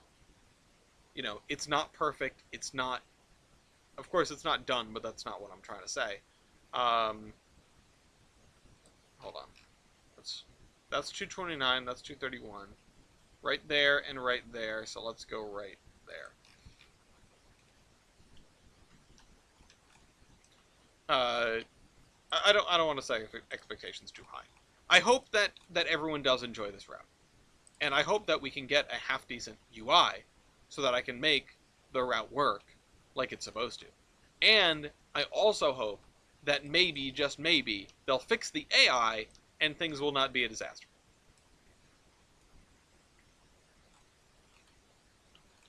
Also, I have no idea what Living Railroad is going to do. Exactly. Like, I understand what it's supposed to do. I don't understand how it's going to work. Exactly. Like, precisely. And I'm intrigued and interested and also, as I've said, terrified, because I don't want... Those blocks are very long. Hold on. Let me go somewhere a little bit more extravagant. How long are the blocks in New York?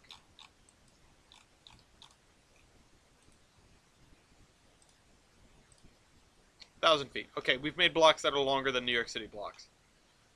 That's not what I want to do. Let's not do that.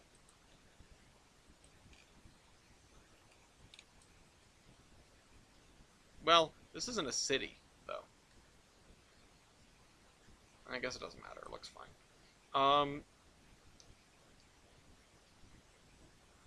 Let's fold some of these roads in.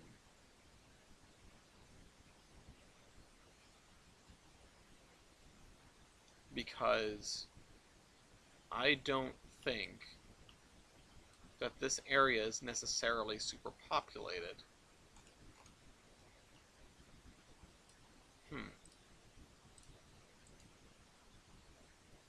Sensor yard good to pull a drag. Yeah. Yeah, no, I really wish package content did end up on the DLS. Like, sure, keep the routes payware if you need to, but the content, man. Especially when you don't realize something is packaged content, you go to use it and then you go to share the thing with your friends and it's like, wait a minute. Why aren't you, where have the oil barrels gone? You know? Why is the rum gone? Alright, we need to extend this out to here, and the thing is this. Like I've sort of mentioned, this is like a bypass that they built. Which is why I don't figure that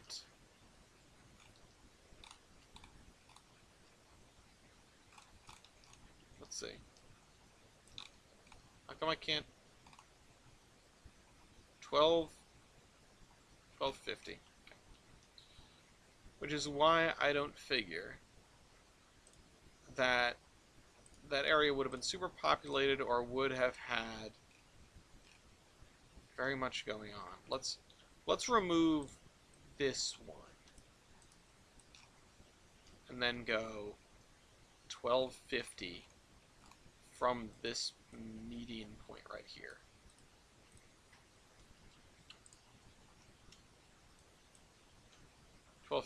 It's going to come quicker than we think.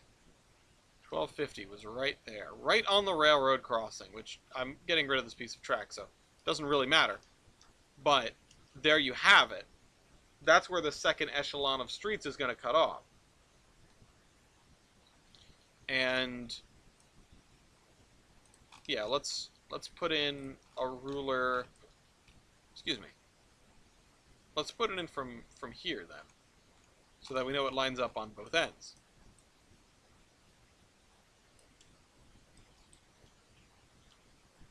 I suppose what I was trying to get at when I said I don't know how Living Railroad is going to work, it's I don't know how physically it is going to interact with what I tell it to interact with. I noticed when I popped open the UI earlier, there was a button that said something about Living Railroad. And, hello, Christian. There was something there's a button that said something about Living Railroad. You know what? Let's go to an industry that works. Let's go. What's an industry that I like? That's a slim pickings, I bet. An industry that I like that's not complicated. Let's go to everyone's favorite industry, literally, because people will not stop memeing about it. Monkey bananas.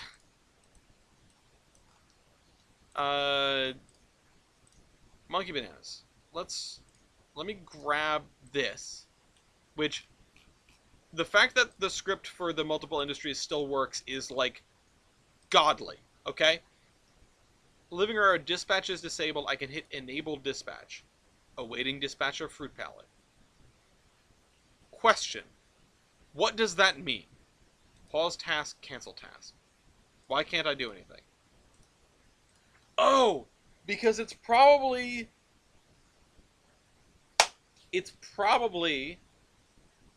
Okay, cancel. Nope, it's still awaiting dispatch. Okay, so we may have broken Monkey Bananas. I don't know how to fix that. But I'm gonna save. I'm gonna save. You know what? I will upgrade the version number. I'll upgrade the version number just like so.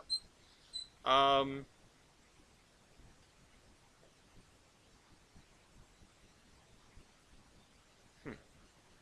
do I turn that off now? I should have just made a random industry that I could delete and it wouldn't be a problem.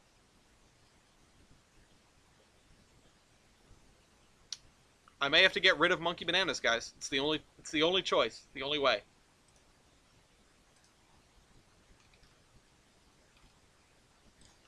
But anyway, that's what it does, apparently, and I don't know what it does from there. I should make a copy of this route and just mess with it. I should. Anyway. I should make an AI-less version of this route. Which I should do anyway, so that I can do iPortal shenanigans on it. I mean, honestly, I would love to dedicate, like, a couple days worth of work to rip out all the AI from this map, put away all the trains, like put the engines in the engine houses and the cars in the yards, and prime it, like set up the portals to do random passenger trains, right? Just up and down the major lines, and then let people do what they want with the freight. Now the thing is, if I want to use this for iPortaling, then I need to set up iPortals at each end. Because it doesn't really make sense that everything for this railroad would come in at one end. At some point in the future, it would make sense to have 4 ends of this route. If we look at the map really quick, nope, wrong one, that's my face. That button. If we look at the map really quick, there are 3 exits, plus 1. First one's here. the Zion skyline past Macon leaves the map. This dotted line is the edge of the map. The other railroad here, which was the Everett Lake Mining and Navigation Company, no longer the dotted line here means that this is all abandoned. It's all closed. It's been long gone. From like the 20s, if I remember right. This section still exists, but that's way outside the scope of the map. That's part of the major world. The second exit is down here, south of Wambeck. We have the Gilson Eastern heading south. We also have, I think I talked about bringing in the NDTNA from New DMAG down here into Wambeck as like an off-map railroad that interchanges. It's a thought. So that's exit 2. So we got this one, we got this one. We have the one that we know of, which is technically 2 different exits on its own, which is the Zion and the Volga Mountains, which is the green, and the Gilson Eastern, which is the blue. They go to Jefferson. They meet up with the Temporal Surveillance Anaconda, which comes down here. And also, I might actually have the Volga Mountains Road also go out this way towards something in this direction, but that's beside the point. And then, of course, the fourth one is right here, which is you can throw freight cars on a boat if you want and send them out from Meridian. Now, when I was doing iPortaling on this route, I replaced every single portal with an iPortal. And that meant I had 1, 2, 3, 4, 5, 6, 7 at this end, 1, 2, 3, 4 over here, and then 2 over here, which amounted to a lot of iPortals, as one might expect. But it gave me lots of options because I had each one set up to a different person. Man, I completely forget everything except for the Gilson and Eastern. Yeah, no, there's a lot of railroad out there. There's a lot of world that we eventually need to at least write lore for, if not build. Now, this seems like a paltry amount compared to the entirety of this peninsula, especially with how dense some of it is. I mean, this is going to be a lot of work. And this over here as well. But the thing is, the more railroads in one space, the more bang you get for your buck by just putting a tile down. And this is, like, it feels like so little, but at the same time, doesn't that feel significant? You know? Like, that is a significant portion of... When we just had this, it felt like a lot less. But now that we have this also, and this is not even accurate because we have texture all the way up to here now, which I nailed it, by the way. The river was supposed to be over here, but, whatever, scooted it to the left a little bit. We have all this done, pretty much. We just have to do this, and then we can move on. And moving on means doing this, and this, and this to sort of connect this, and then we've taken an even bigger bite out of the peninsula. Isn't that exciting? Like, it feels like progress. Even if it's taken years upon years, it feels like progress. And that's, that's one of the things I like about doing this.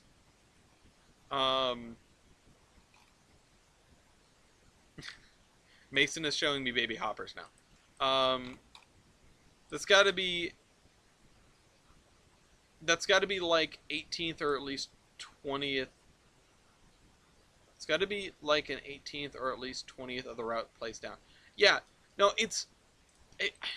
if you measured it in percent or you measured it in fractions, it would seem degradingly small. But it looks big. It feels like we've done something, and that's what makes me happy. That's what's exciting me. All right, let's trim this road back to here. We probably will extend one of these or both of these in the future, but for now, let's trim it back to there.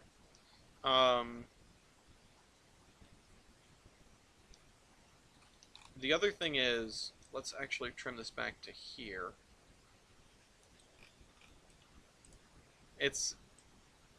it's good odds given how big the actual map is. Yeah, no, I mean, and I don't want to think about it too hard, because if I think about it too hard, I sort of think about, okay, it's taken us this many years to get that far, and I'm not getting really any faster. So, I will be doing this in the nursing home.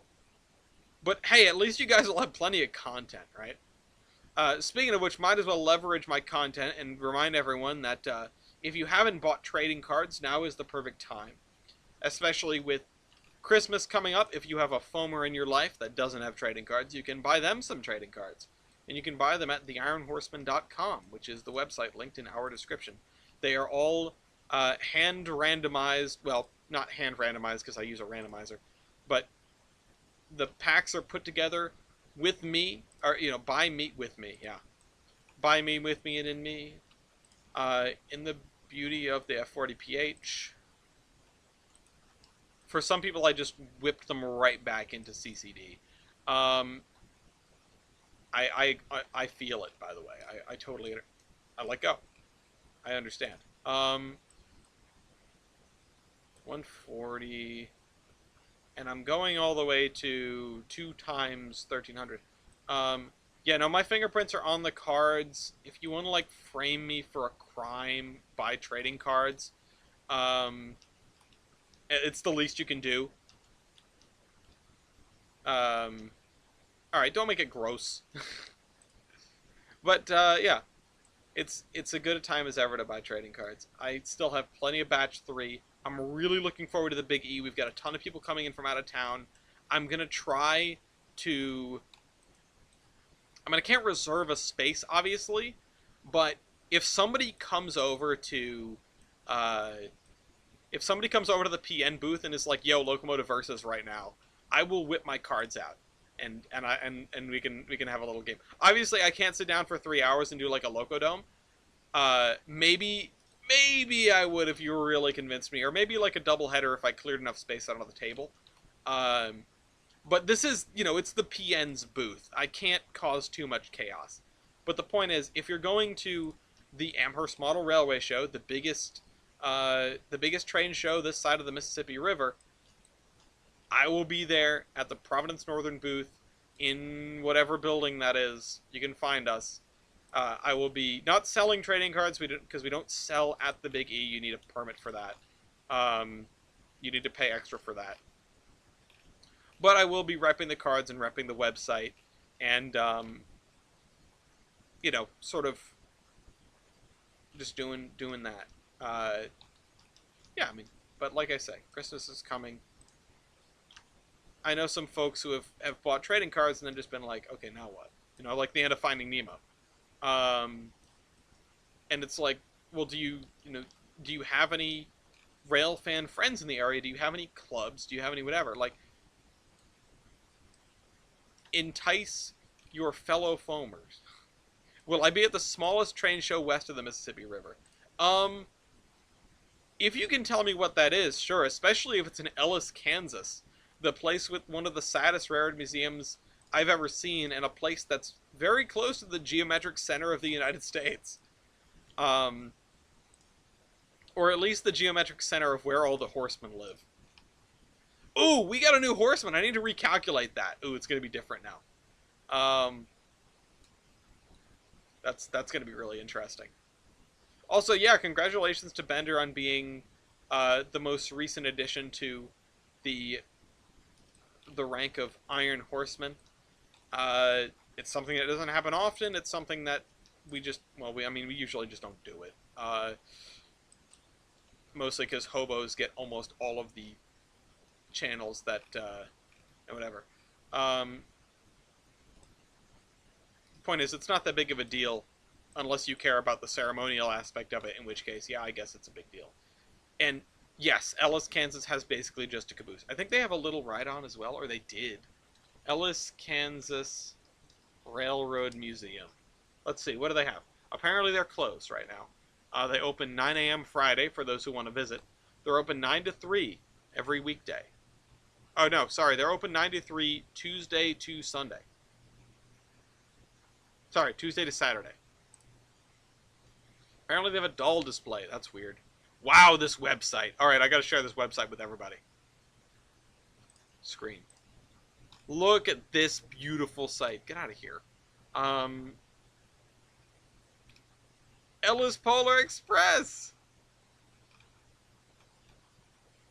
Ellis Railroad Museum would like to wish you a happy Thanksgiving. Union Pacific Railroad and Ellis. I can't click over here. Visitor Railroad Museum. Many railroad items fill up 4 complete rooms of the building. Visitor information.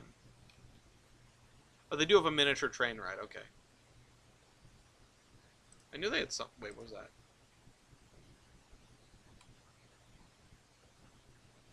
Okay, the miniature train doesn't operate on, winter time, which is to be expected.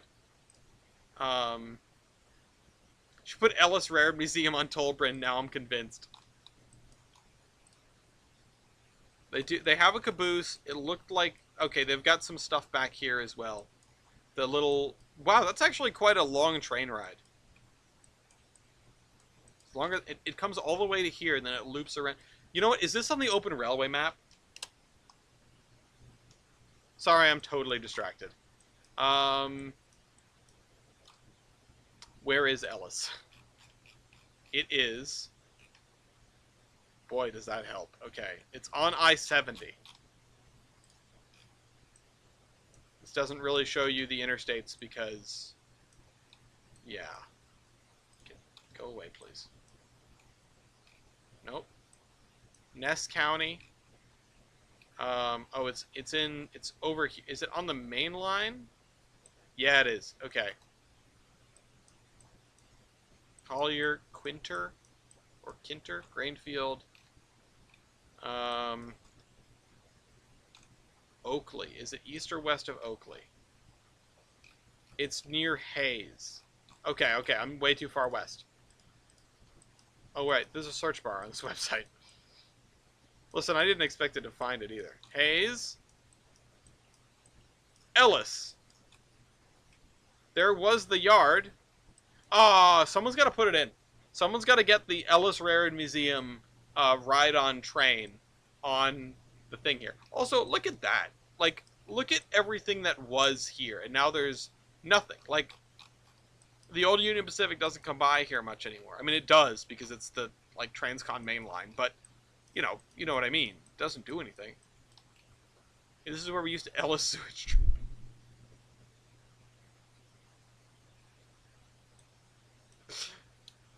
Me after I have lactose.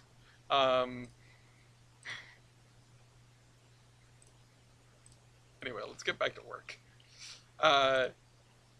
Hello, how do I pronounce, you know what, Selid. Hello, comrade. We're looking at the town of Ellis, Kansas. My namesake. Alright.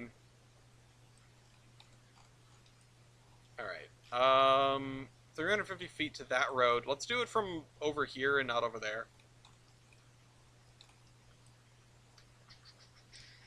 Add ruler. Oh, let's do it from maybe here then. We've got lots of new faces on the stream tonight. I appreciate that. And by lots, I mean like 2, but still, it's lots. Lots to me. I appreciate every single one of you. I want you all to know that, you know. If it weren't for... Oh, hey, Mew. If it weren't for you guys... Well, I say, like, oh, I'd be doing this anyway. But, like, it means a lot that there are people that care about Tolbrand. Because if there weren't, I don't know if I would still be doing it. I've been through a lot since I started making this map. And obviously I'm not here to vent, but I have literally been through a lot since I started making this map. It's been a labor of love, and you know, I'm glad I'm still doing it. What the point I was getting at is there were times that I wanted to just sort of put it down, and I didn't feel like picking it back up, and I sort of realized, no, you know, people like this project. People care about this project, you know, at least as much as I do. And that means something. I appreciate everyone that's been on this journey and been a part of building Tolbrand. Can you guys see the cat? Thank you, man.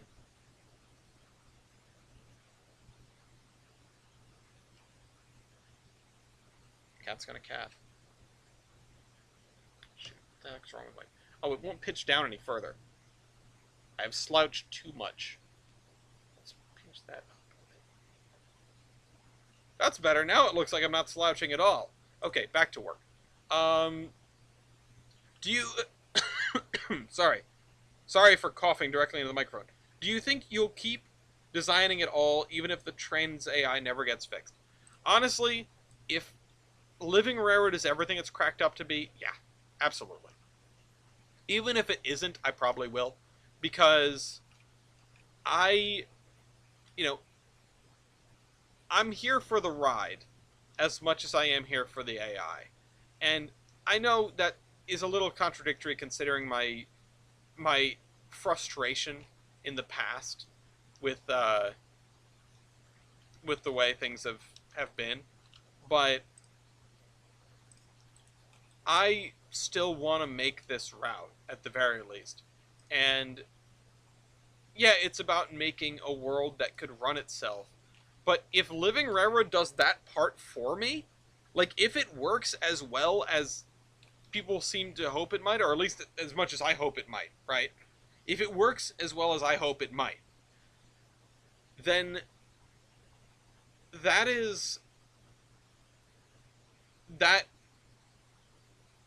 yes, it makes all of my work moot, but it means that I don't need to work at all.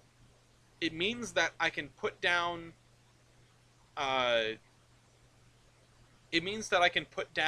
all of the the train. I can put down all the cars and all the engines and hit a button and it'll go and run the world. And I know that's what they want to do, and that's so cool.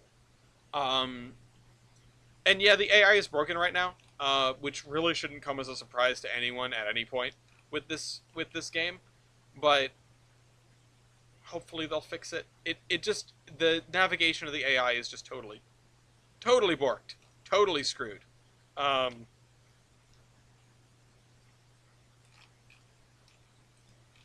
Okay, I want to look at the situation of having a pair of like nearly parallel roads, but without much in between them. And I'm gonna go back to Saco, Maine, to look at that.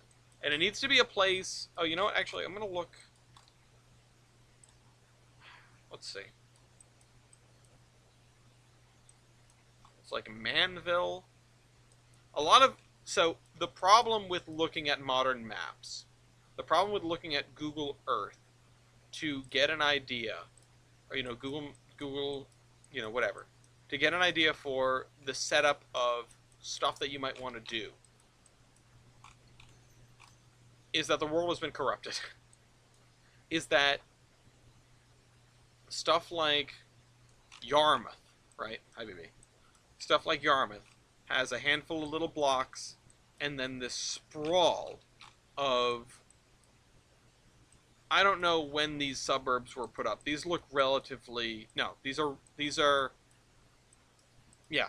These are like late 20th century suburbs, by the looks of it. They're car-centric, but they still have, like, the vaguest interpretation of a grid, except for when stuff... Like, this is newer. This is newer than this. Is newer than this. Oh, does he not want to come in? No. Scoop him up. He wants to chew his bone in peace. Let him chew his bone in peace in here. Yes. Okay. Wish I had some candy.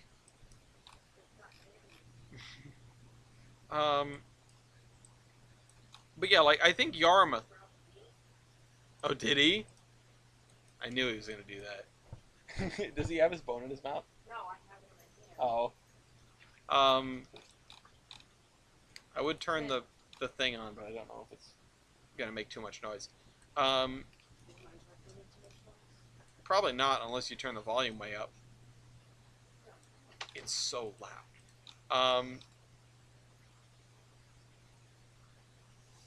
Now, something else I want to look at is river crossings, right? Like, look at this. So this road, now North Road is probably one of the oldest roads here by the looks of it. And it also sort of vaguely parallels the railroad tracks, which is another point in the favor of it being very old. Large. Not even track mark. No. It's not like it's having trouble remembering how to throw switches is the problem. That's the issue with AI. North Road and East Main Street are some of the oldest roads here. Also, West Main Street and Sligo Road. Now, I'm guessing, but I think I'm right. So I have been through here. I know, you know what? I actually haven't been through on Route 1. Route 1 just has this sort of arrangement in a lot of places. Which that is unique, though. Route 1 is a very interesting highway to do sort of a case study on, in terms of, I guess he doesn't want to be in here, in terms of how that works. Hey, look at that soccer fields. I thought they were tennis courts. They're the tennis courts. In terms of just weird infrastructure over the years. But this has changed since the 1950s. 1950s, probably you wouldn't have most of these suburbs.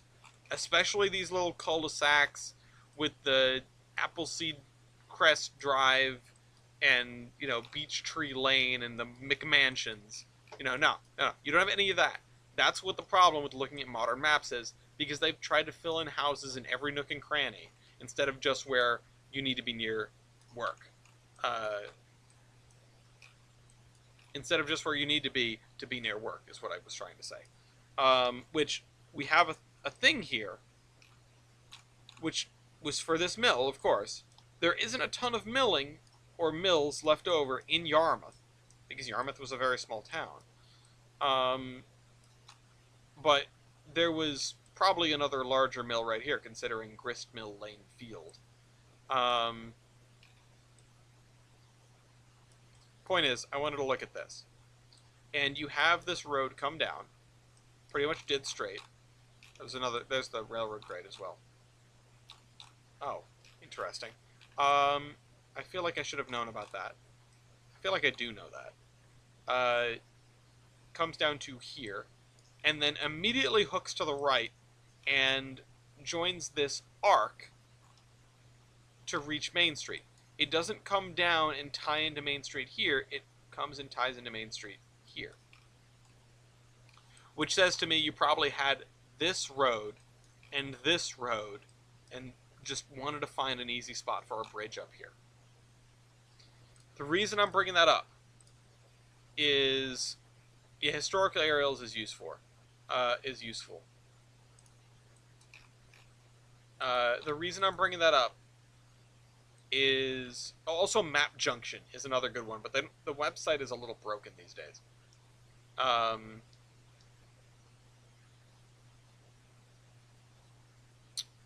The reason I'm bringing that up is because I need an excuse for this.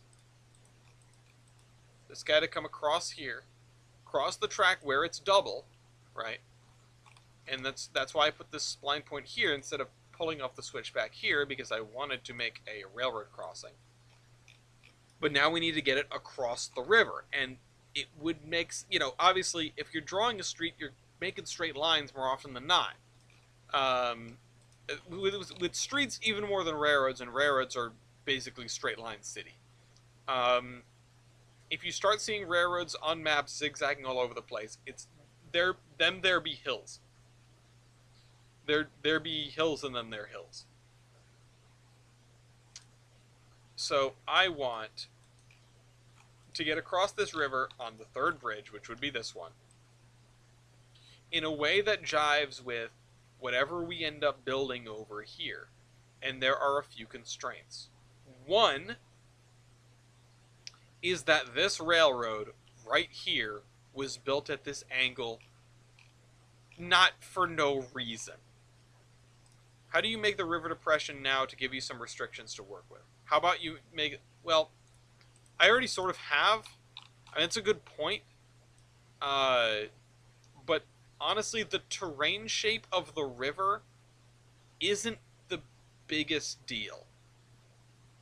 It's the physical shape of the river, like this, you know. Um, and I'm gonna be shifting stuff around. Point is, we know the river is more or less there, which, you know, makes sense versus this. Also, look at that. Look at that. Yeah, you can still see this.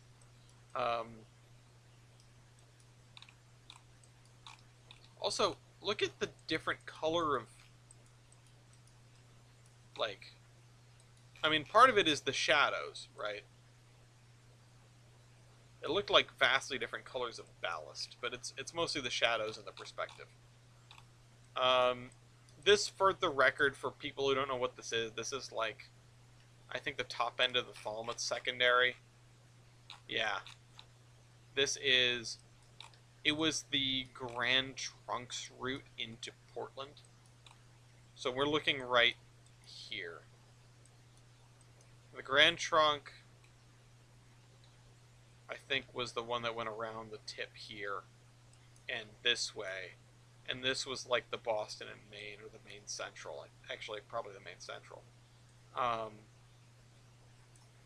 And yeah, so you have the Grand Trunk that went up and out. Well, it went up to Lewiston here, Danville Junction. Then I'd have to look at a map, because there's a lot of abandoned stuff over here, obviously, as you can tell. And some of this was GT. Some of it was Maine Central. Some of it was Boston and Maine. I know this. No, sorry, this is the Maine Central Mountain Division. So this may have been GT up into Sherbrooke. I would need a map.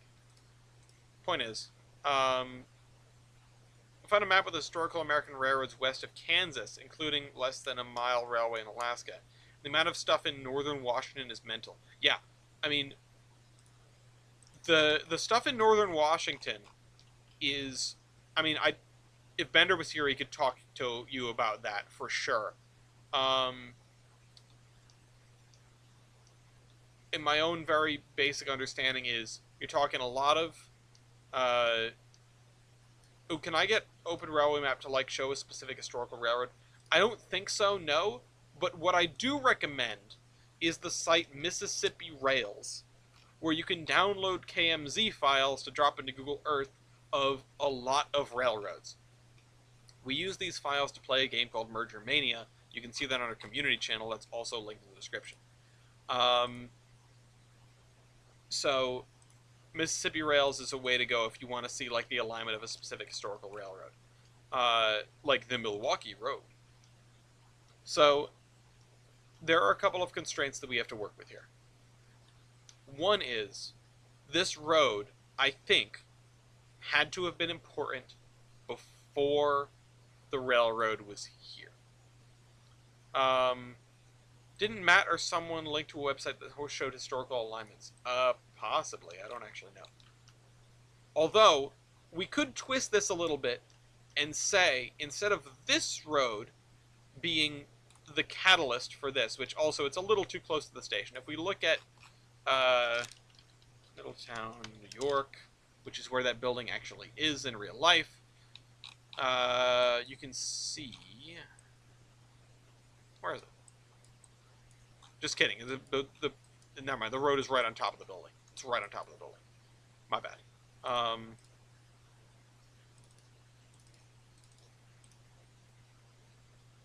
I can't go into Street View because the thing is over there.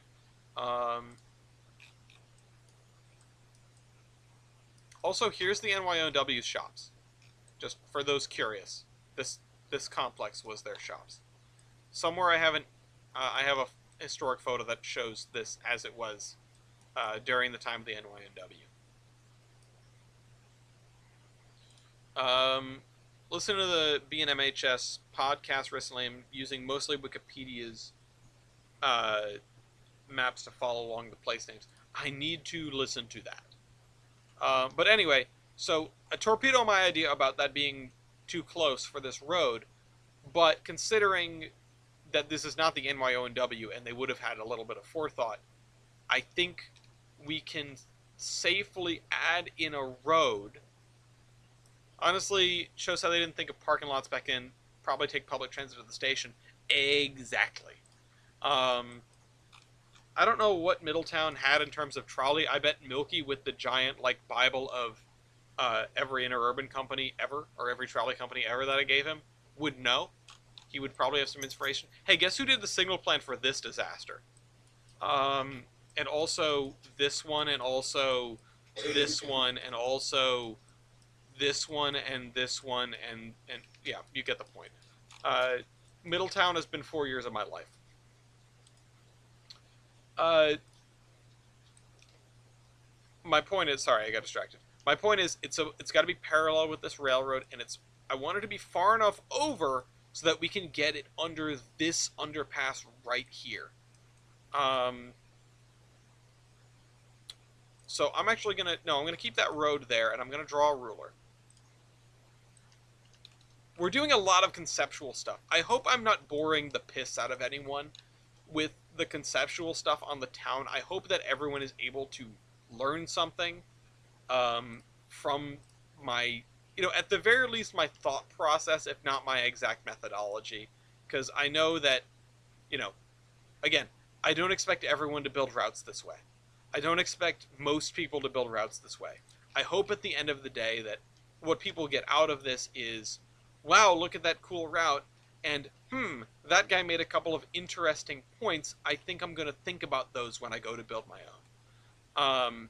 You don't have to copy me. Don't copy me.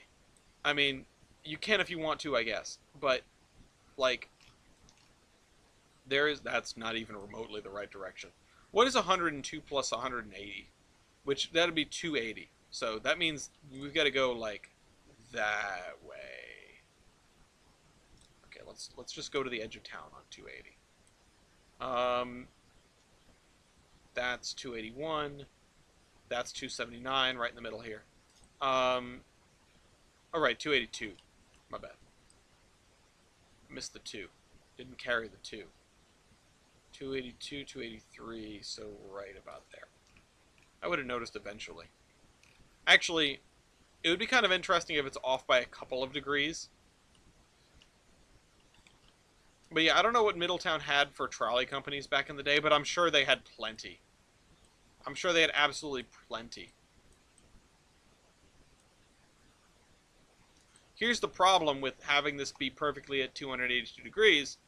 Now it's crossing the river kind of weird.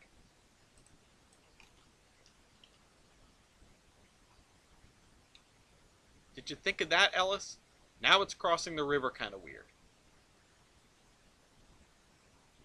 So do I realign this by a few degrees to cross here? Or do I suck it up and build the bridge in this direction? It already looks like these two things are coming together. It already does, even though they are perfectly parallel. Like, measured perfectly parallel. Oh wait, this road is not perfectly parallel with this.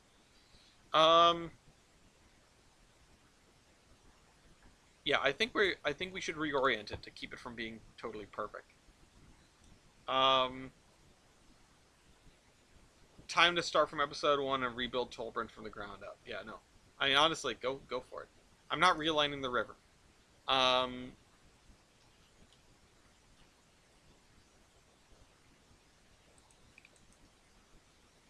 I think having it a little shaquad would be good. And then we get a really bizarre intersection right here. Yeah, okay. I'm here for that. Let's put that there. Or at least, yeah, right there. 285. How about? Changing that by 3 degrees is going to wildly change where this is pointing. Which I don't actually even think is going to be possible now, because it's going to contact this too close. Okay, yeah, see, now it's 290. And you want to know something? That actually works. That could work really well. Because if we have a road that goes to here and then turns to follow the tracks, first of all, that lines up perfectly with this one. which is where I wanted to put the crossing to get into the grain area, get into the aggregate facilities, not aggregate, to get into the grain area. And then we can have, let's say we have realigned this road in the future so that it follows the tracks. Oh, wait! Oh, I forgot. Ooh. I forgot that this side of the tracks was supposed to have the commuter layover facility right here. Now what?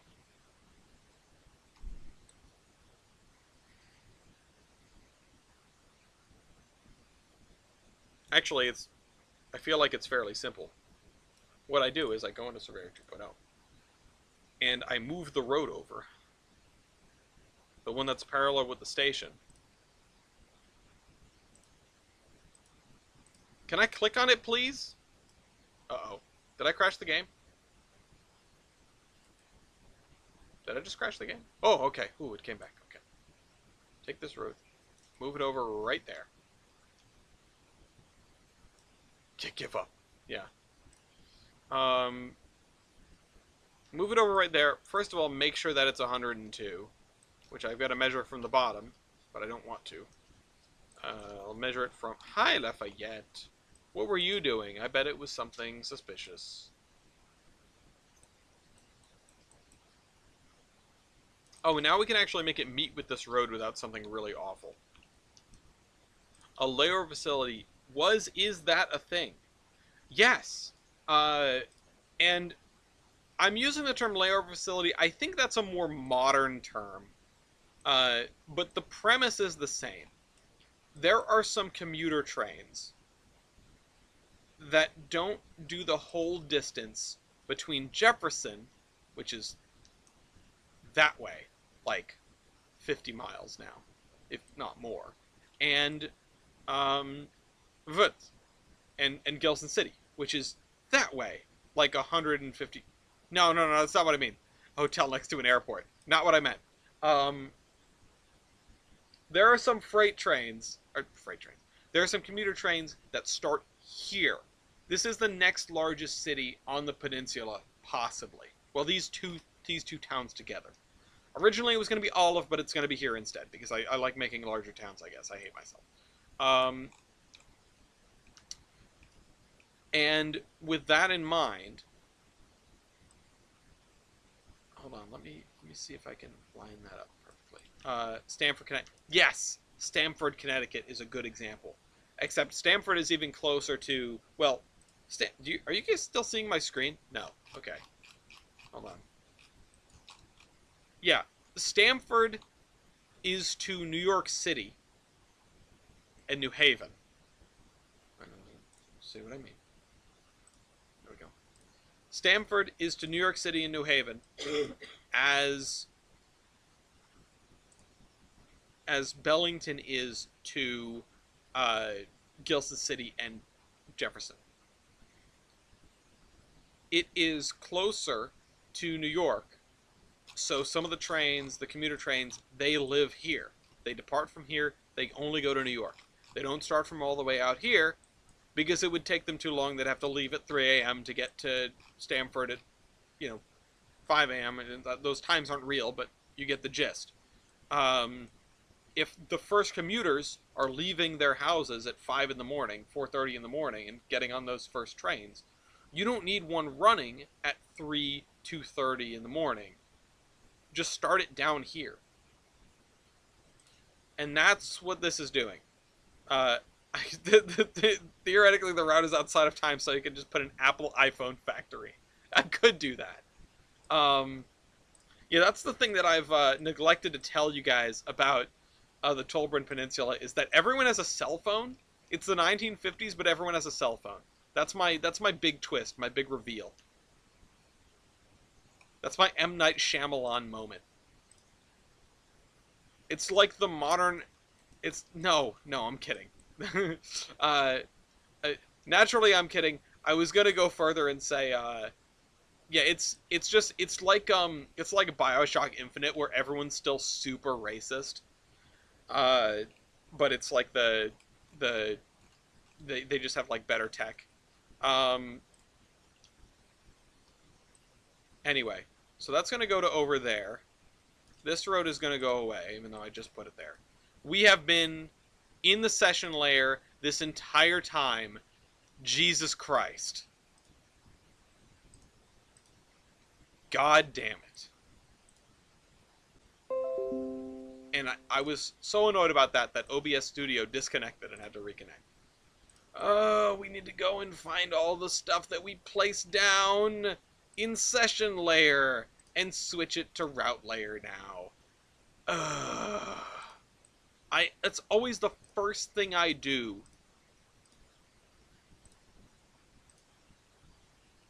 when I start working on Tollbrand is I make sure to put it on route layer instead of session layer. Now I have to go around and find all the stuff that's... You know what's going to be really annoying? You know what? It isn't that bad. It isn't that bad. It isn't that bad because it's mostly just a bunch of roads in town here, which... Oh, shoot. Am I not saving... I'm not saving the changes. I'm used to the checkmark button. I keep hitting cancel. Idiot. I mean, am, but... Alright, let's do this for real this time. That was the practice run.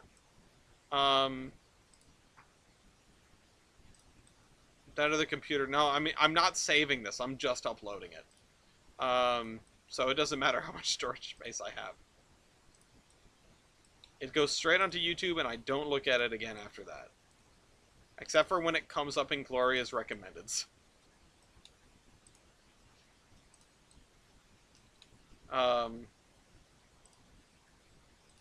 Sure. I don't know why I'm used to it being less annoying. It's not. Never has been. I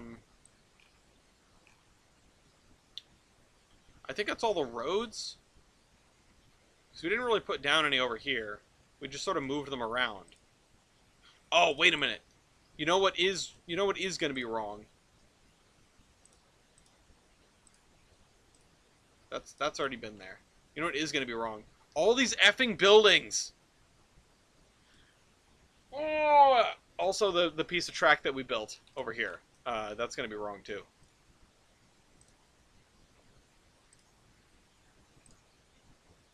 Man, we were doing so well.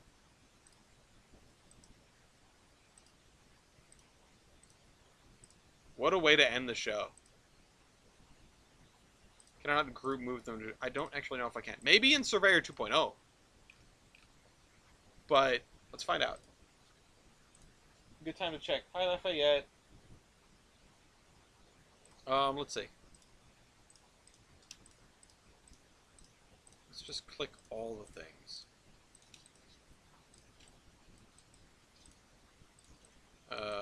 What else did I put down? I think it was just these buildings, right? Hi, Lafayette. Oh, wait, I put one down over here. Oh, that one. That one. Nope, not those. I put one down over here. There. No, I can't edit details.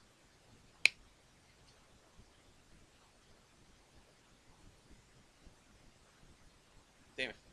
Okay, well, back to work. Surveyor Classic. That doesn't really surprise me. I know I can, but I can only group stuff. I can only group change stuff if it's on the same layer. Hear me out. Redding, if you say give up.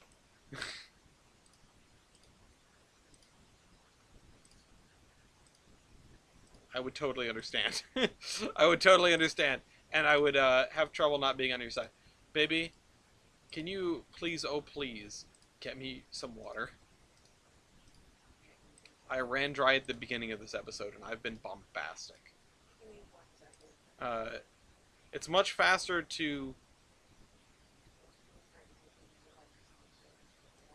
It's much faster to pick the asset and then place it down again than it is to manually change it. That's fair. What? No. But whatever you say, I agree that it is fair.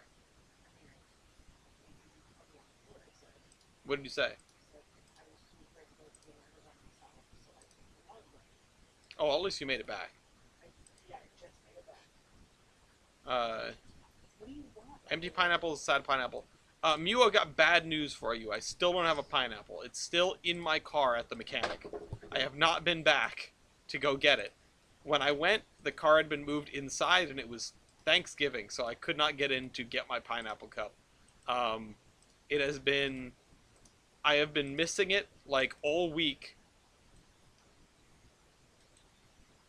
Like, I know where it is, I just can't get to it. And I haven't gone over there to bug Tony specifically to get my pineapple back because I feel like he's seen enough of me in the last week or so, and he probably doesn't need more Ellis in his life right now. Okay, so here's the deal with this. I'm going to say this out loud so that next time when I forget, maybe one of the... Are you still seeing my screen? No. Maybe one of the... It tells me there are 7 people here. Maybe one of you can say to me, hey, you're doing it wrong. When I go to build a thing, and now I want to do something else. Thank you. Wait, where was this? On the table right behind you. I was drinking out of this. I saw.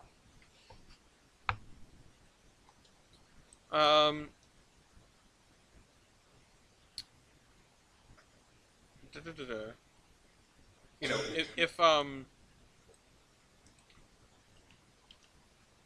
if I start getting confused about why I did this the way that I did, then you can yell at me and tell me that was why. Because I want to have a road. Are we on the session layer still? No, thank God.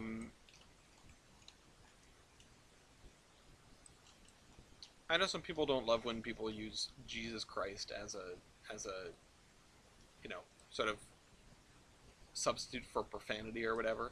I should just go with a tried and true Ref 40 PH. I should just start doing the locomotive one. Needs more 4-track viaducts. Yeah, we'll get to that. I want the road to do this, right? And then cross the river here, and then have a very awkward intersection with track running through the middle of it.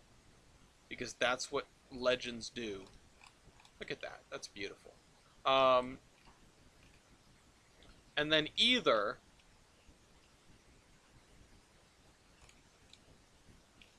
have... Oh, I started trying to figure this out too. I started trying to develop this grid off of some things. Something here? Yeah, this is sort of a new portion of the map. This is the edge of what we've worked on, Brady. Welcome to the stream, by the way. We're gonna wrap up early because I almost just jumped off a bridge. But we'll see how early actually it is. It could be 20 minutes early, or it could be 2 minutes early. Or it could be late, you never know. It depends on how much I thought I have to put into what the hell I was doing when I drew this line that I've forgotten about for the entirety of the last 2 hours.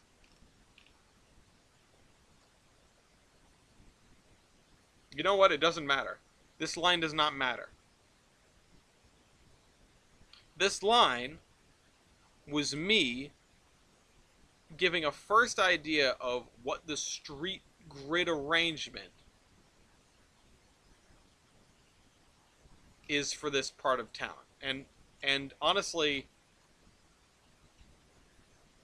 there's probably going to be like a loop road here.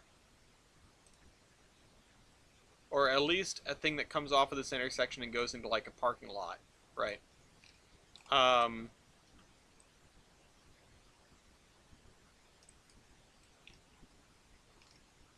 And then this road is probably going to end up being cut back to here. No, I'm not putting in a sausage or a dumbbell roundabout. It's probably going to get cut back to here unless I really want to bring this down to here just for the sake of it. I don't really want to do that. Yeah, so this road here is questionable. Although I think this one and this one are parallel, which is kind of an issue on its own. But you know what? I think this area is not going to have very much in the way of a consistent street grid. Bellington is a much smaller town than South Bellington. It's going to look more like Yarmouth than it looks like Saco, than it looks like Newport, than it looks like, Cranston, which you guys don't have frames of reference for some of those. But I did look at 3 out of 4 of them today. Um, it's not going to look like this, is what I'm saying. It's going to look like this, with some streets in between and some houses around the edge. Um, there isn't going to be much of a grid because this is a quasi-Aggie community that didn't really have an explosion in terms of population, at least until you built this station, you got commuter service into the 2 largest cities on or near the peninsula. Um, and then you would see some houses trying to rush to fill in, and maybe you would see a suburb off of here. But that's why we need to come through next time and probably think about, okay, we figured out what roads are here first, for the most part. We need to figure out what roads were here first. And those are probably going to be this one, which is one of the oldest, right? This one, which would meet right here. And then this one would have been a realignment once they rebuilt this railroad through here. And all the development would have been on this side because it's closer to the mills. The other thing is, this is not connected anymore. And that's going to influence traffic flow. It's going to influence a lot of things. This is the highest point, and we're still going to need to duck under, probably pretty hard. There's no way to get across the tracks until you get to over here. And that's something we need to keep an eye on. We have a crossing here, we have the underpass, and then we have a level crossing here. And in order to complete that triangle, you go along the river and you can cross over here. So you have the river as your dividing line. And that is going to make a lot of difference in the development of this town. The other thing is, we need to sort of be conscious of the fact that when this railroad came through, or when they built this, which is when they would have rebuilt this whole thing, when they built this, they would have they would have had to cut through whatever was here. So we need to make sure that there's not that much here, so that they could have theoretically done that. Also, hi Matt. And before we go, I will answer Redding's question. What do you so do you have a plan for what's in store for the next route release? So next time I put a copy of this up on the DLS will be when this is done, which I know it's going to be a while from now, but bear with me. I don't like leaving big empty chunks unless they are loose ends. Like, for example, this and this. This, of course, we have to build out the narrow gauge in both directions from, and we'll do that someday. This is like the only glaring hole that I just have yet to do texture on because I haven't figured it out. I haven't decided on what I wanted to do. And then this, where the castle is as well.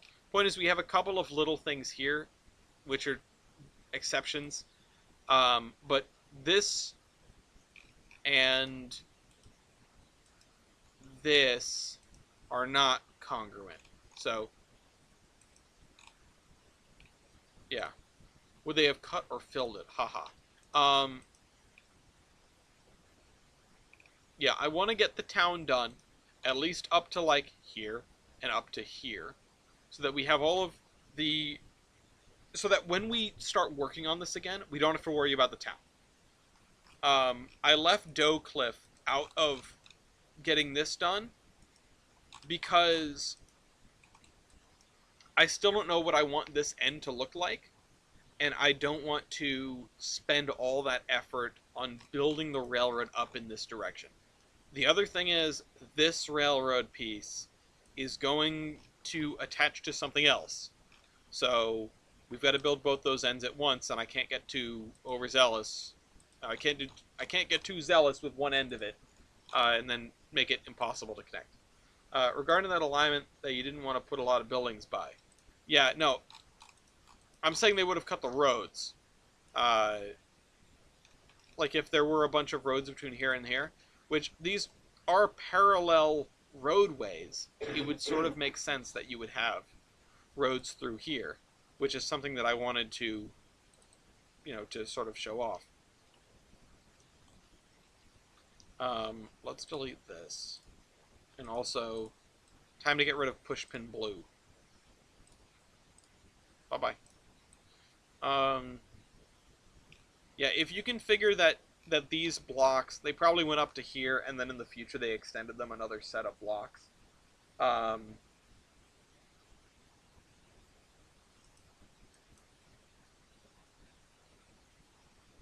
I thought you could make the alignment a full with bridges since the river is there, right there. No, I wasn't planning on doing that. I'm going to do this as terrain. But I'm not sure if I'm going to do it like, with the terrain button like this, or if I'm going to do it by hand, or if I'm going to do it with embankments. I'm not sure how you want to elevate the junction. Yeah.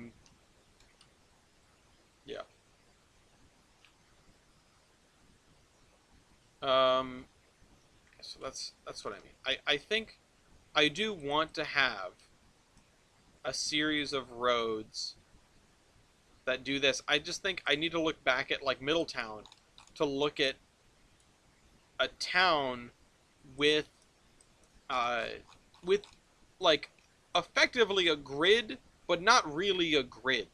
Like I'm being much too rigid, is what I'm saying. Like even this is unrealistic.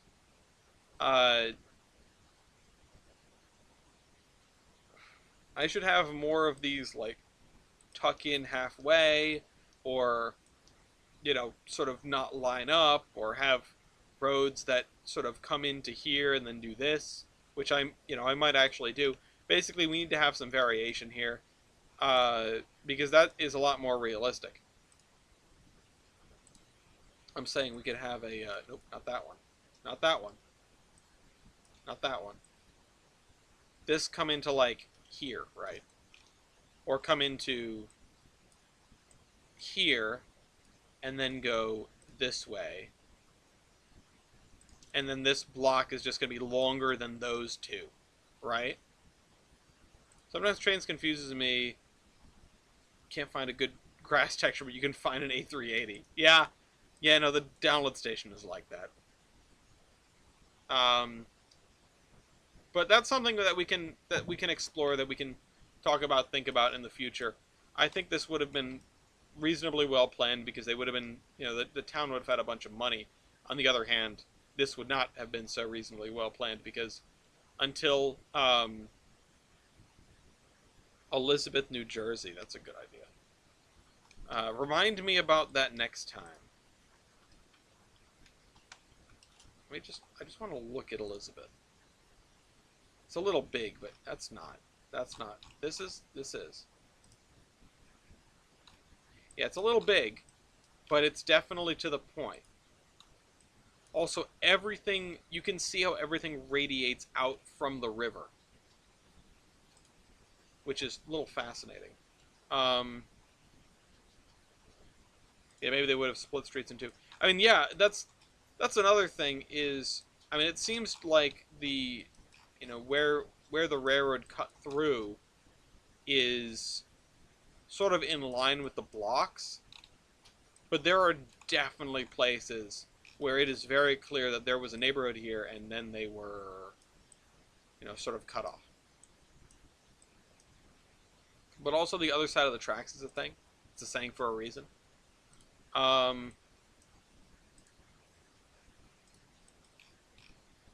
we have to figure it out.